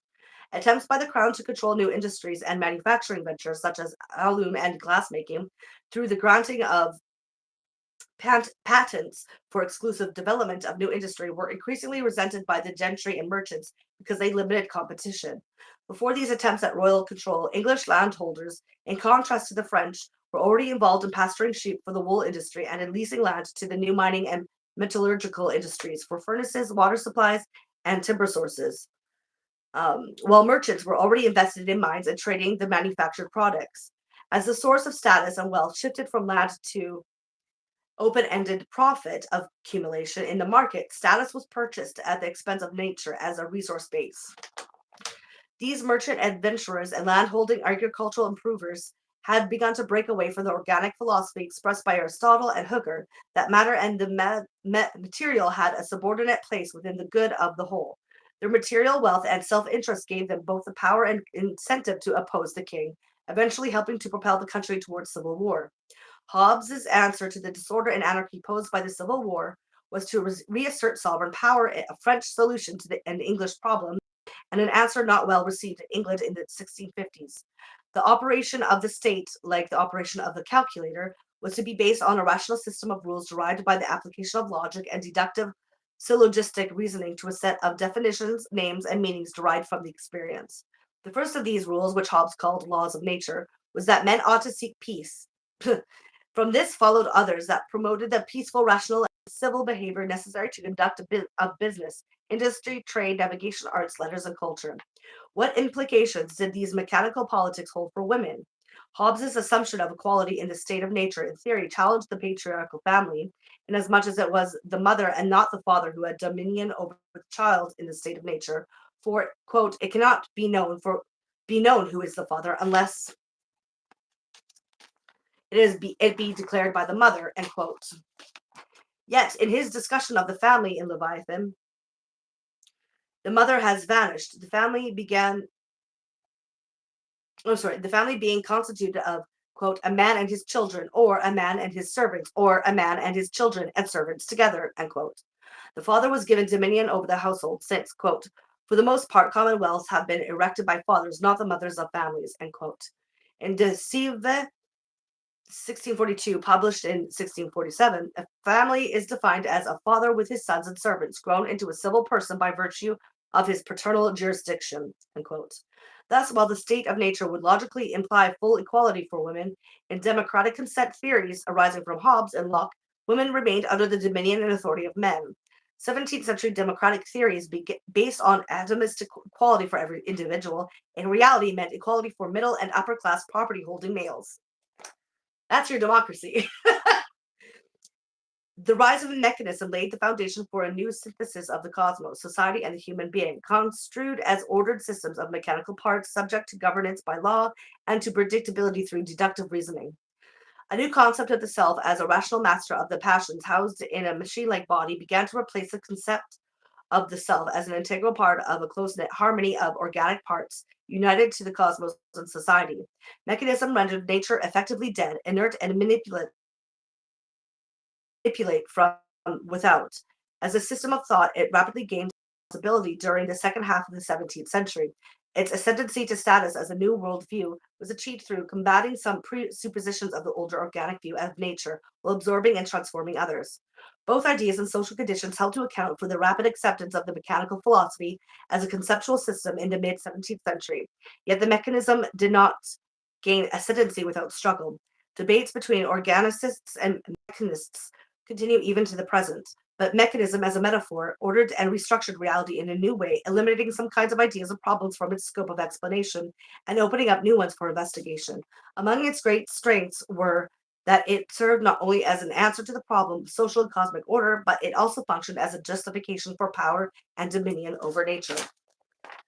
There we go. End of chapter 8. Bravo, very nice. Yeah. Very nice, I guess. Yeah. Thank Anyways, you. Yeah. Let me guess. The creeps, did they stay? Did they stay? Actually, yeah, kind of. So sweet. Yeah. Actually, the one guy really, before he went away for a while, and now he's back. And the other guy. Well, yeah, of course it's going to seem like heir to the estimator because, history. Right. Right. And like most of the views that these things get, like you said earlier, are after they actually go out. So, I mean, hello? Hello? Hello? Are you there? Can you hear me? Hello? Hello? Oh. Can you hear me? Hello? Yeah, Wow. yeah. So they were He just going really went off? off about women taking advantage of men, basically.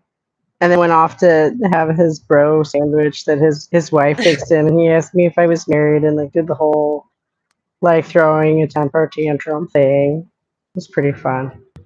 Right? Yeah, that was fun. Here, let me come back again because it Okay. went out. Now I cannot hear. Okay. Do what you gotta I'll be do. right back. It's just you and me.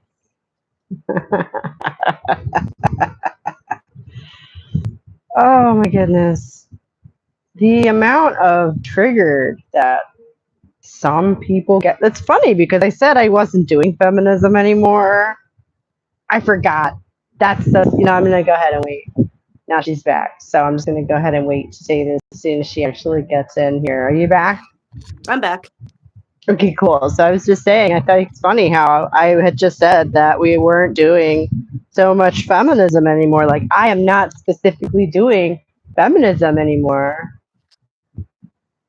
And I forgot that that's like not possible because existing as a woman in public is doing feminism. Yeah, exactly. So thank y'all for the demonstration of that. It was beautiful. I don't I had even no believe idea this what guy we were has a reading. wife, by the way. I don't. I don't even care. You know that? I do He not has care. a job. Why are you here? Shouldn't you be working in your, beautiful job?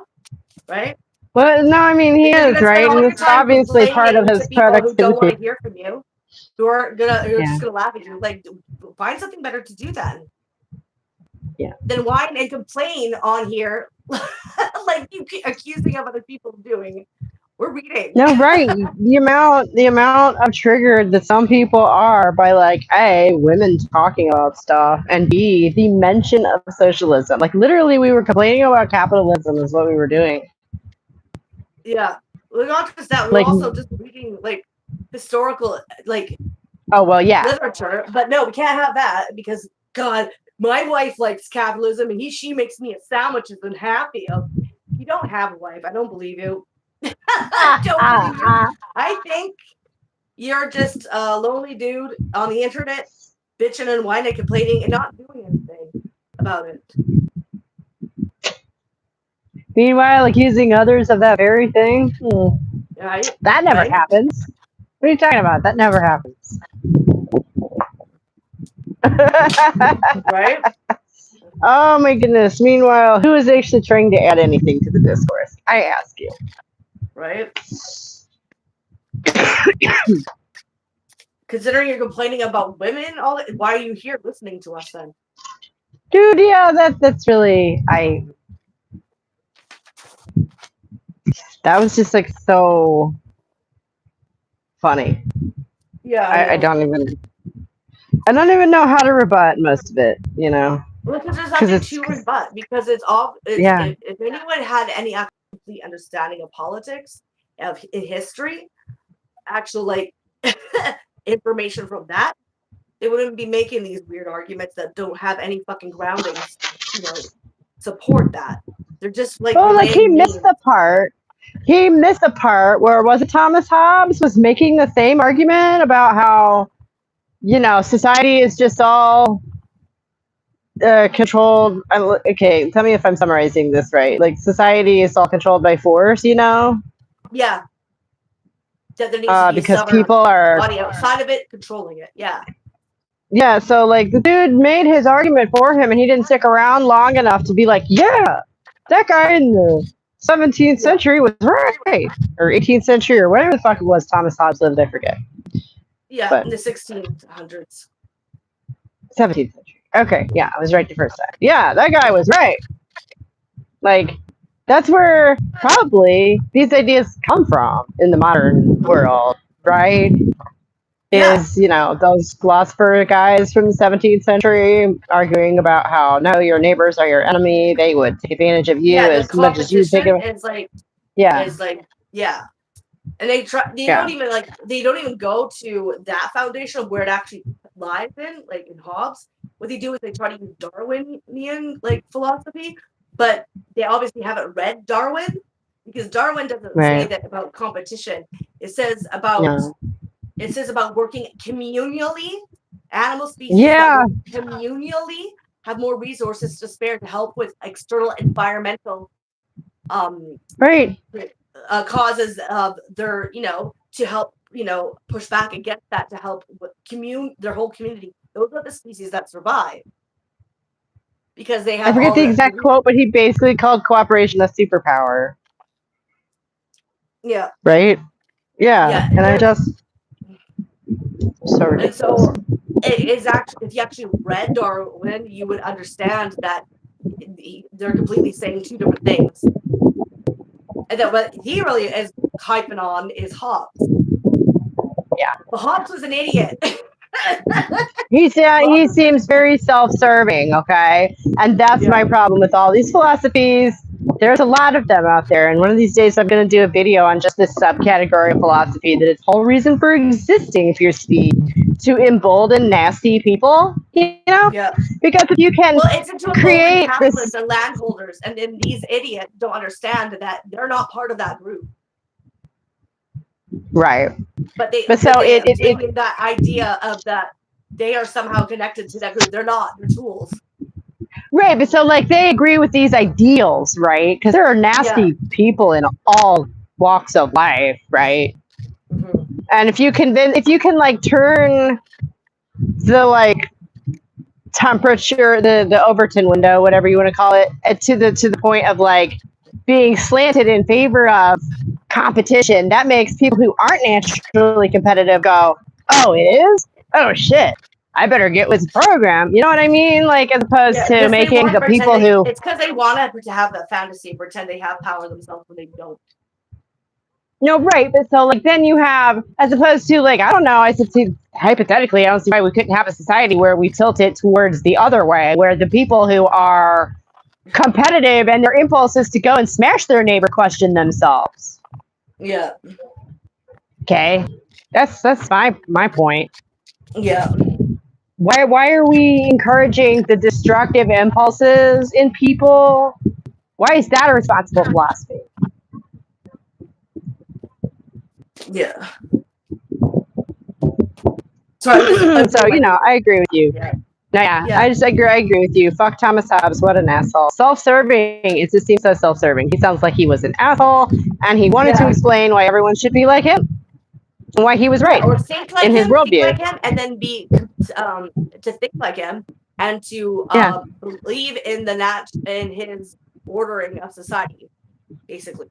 And this is why education is important, because if you can articulately communicate your ideas, there are people who will think you're a genius hundreds of years later. No matter how big of an asshole you actually are when you get down to brass tacks, if you can be articulate and and use the fancy words. Yeah. Mm-hmm. Well, lots of people don't know a lot of what the actual, like, when it comes to philosophy, if you can speak the words to other people, then you have a following. Even if it goes against, like, because they don't understand, but they want to feel smart. Yeah. That's what postmodernism does a lot, is that it's a lot of big words that say nothing, but they then you can like Yeah. manipulate that into like extreme individualism kind of an idea, and just to individually feel smart by following along with it without knowing the most of the majority of what's being said, right? See, and that's my problem with it. It's actually been like keyed in since I was a kid because I have this problem where, that's why I'm a writer, I think. I'm not going to use a word if I don't know what it means. Yeah. I want to know what words mean. A lot of times those words are new words for like shit that already exists, which is suspicious. Yeah. Well, these words, when you actually know them, then you know that they're saying doesn't actually have any meaning to it. Like, it doesn't make sense. But if you don't know these words and you want to sound or you want to feel smart, you pretend that you do and just go along with the person that are speaking.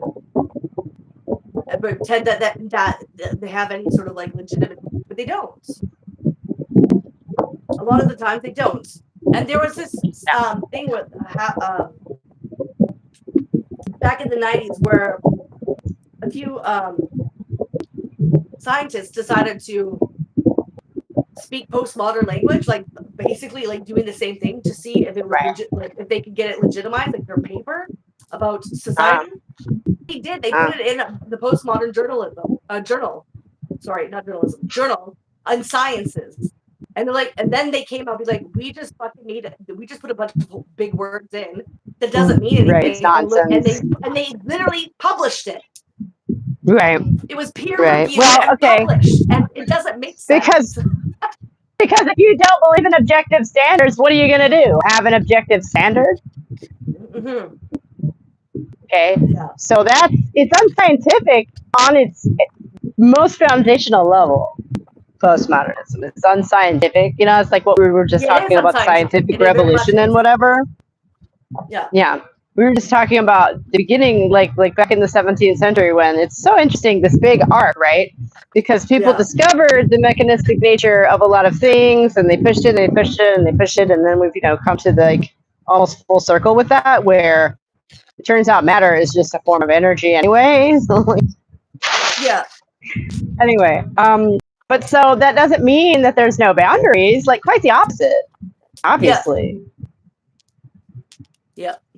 It's mysterious how they work, apparently, but they exist. It's the difference between you and me and the computer and the chair. Yeah, like very big. Mechanical philosophy. That's the problem. Isn't the fact that about the atoms and the energy and all that, because that holds true.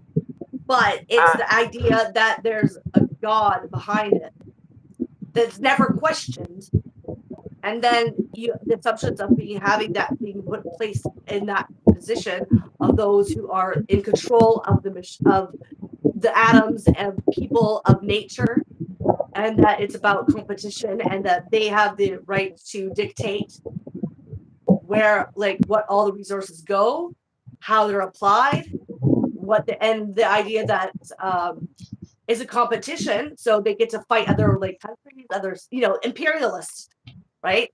Ideas. Yeah. Of being the owners of that and controllers of that. But that's never questioned. It's always inserted, right? So, yeah. That's my thought. I'm sorry, I'm distracted because somebody commented something about Apollo for some reason. The moonshot, not the god. Some random comments. The Apollo 11 mission turns 59 years old this week. Okay. Is that even right? Like, didn't Apollo 11? I don't know. Is that the one that landed on the moon? I don't really care too much. Yeah. No, yeah. Anyway, so what were you saying? I'm sorry. I don't know.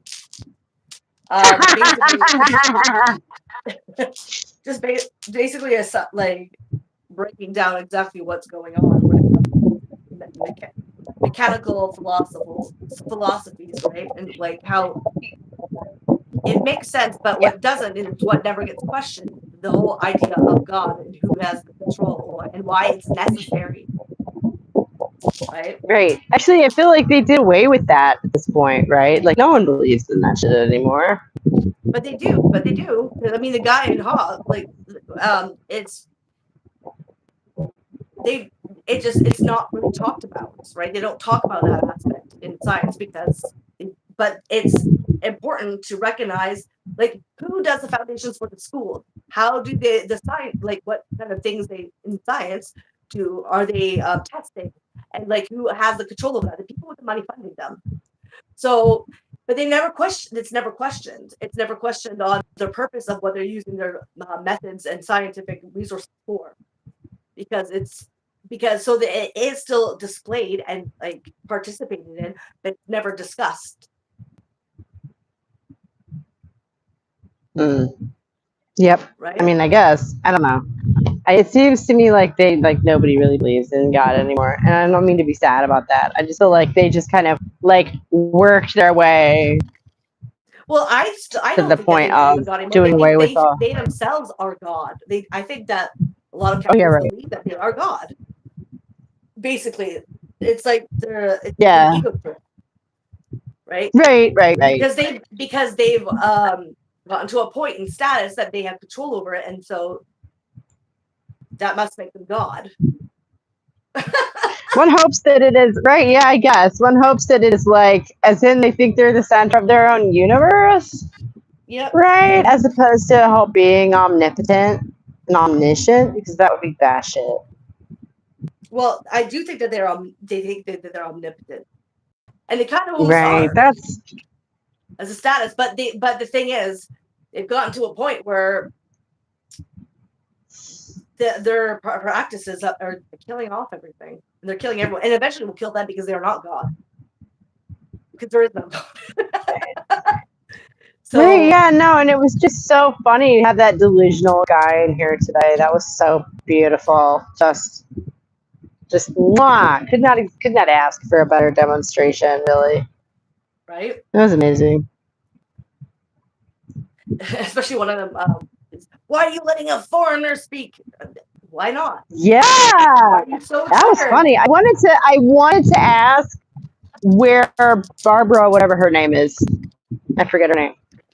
Beverly, the lady who wrote the book. Where's she from?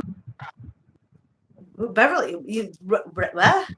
You mean who wrote the lady who wrote the book you're reading? Caroline. Yeah, where's she from? Merchant. Or Carolyn Merchant. She's the American. Carolyn, sorry. Okay. Well, so then that's that problem just nulled, right? If you're so worried about it, oh my God. And what triggers you so that a foreigner actually like has an opinion? That's so bizarre. I know, because you recognize that America being a superpower affects everyone all over the world, and so they have an opinion about that. No. It only goes one direction. We affect them. They don't get to affect us. Right? That's the mentality. Oh my goodness. The idea that an American is all of a sudden worried about foreigners. What? Yeah, I know. Shut up. Shut up. Like, seriously. You look ridiculous right now. We literally are the foreigners, and we all know that. Shut up. Shut the fuck up. Where's your granddad from again? Shut up. Right. Or your great-granddad? Like, everybody's got one. Shut the fuck up. The funniest thing, too, is like the whole, what kicked it off was this whole idea of, don't you criticize Musk. Yes! Which, to be fair, as I said, he messaged me wanting to be friends, so. Which, I mean, I doubt that was him. No, obviously. Oh my God. I don't have, and I just didn't message it back because I figure it probably is a bot, and I'm not actually fucking with a person, which might be funny. And B, I don't have time for that shit. The funny thing is Elon Musk is a foreigner. He's from South Africa. That's true. He's not even American. That's so true. That's so true. I wish, it almost makes me wish that was a legitimate argument. I mean, not having citizenship might be. Like, if he doesn't have citizenship, maybe he shouldn't be given authority in our government. I mean. My Hmm. thing is, why would you put your trust and belief into someone who's a trillionaire when you're not, and you're probably struggling? That's what I don't get. It's like, do you think he's actually out there to help you or to like provide you with clear evidence and good arguments? Because No. hero worship is like foundational to our culture. So How do you think he got to be a trillionaire? By no, I fucking know. you people over. Well, Like, look at what heroes do. might not want to Heroes, fucking take what he has to say with good on good faith basis. heroes like attack people and kill people and steal shit, right? That's what heroes do, Yeah. anyways. So Yeah. Right. you want the most violent warlord on your side, then he's the good guy. Except for he don't care about you. He don't know about you. He just thinks of you as a tool, and you're working for him as a tool. Okay. Right. But that's the story. That's the story. That's been the story forever, right? Yeah. But anyways, I can't stay too long because I've got things that Oh, gotta okay. get done. Same. I have a Unfortunately, vet appointment after 3:00. So yeah. Same. I gotta But make a thank dentist you. appointment. Lovely. Oh, good luck. Yeah. I hate a dentist, but I have to go. Yeah. Yep. Yeah, so Yeah. I gotta go do that. Then I'm probably gonna go have a nap because I'm tired still. Okay. Right on. Woo. Right on. All right, so Thank you so thanks much for coming doing the by. reading. Yeah. We'll be back again on Friday for chapter 9. All right. Sounds good. All right. Be there or All be right. square. Bye-bye. Bye.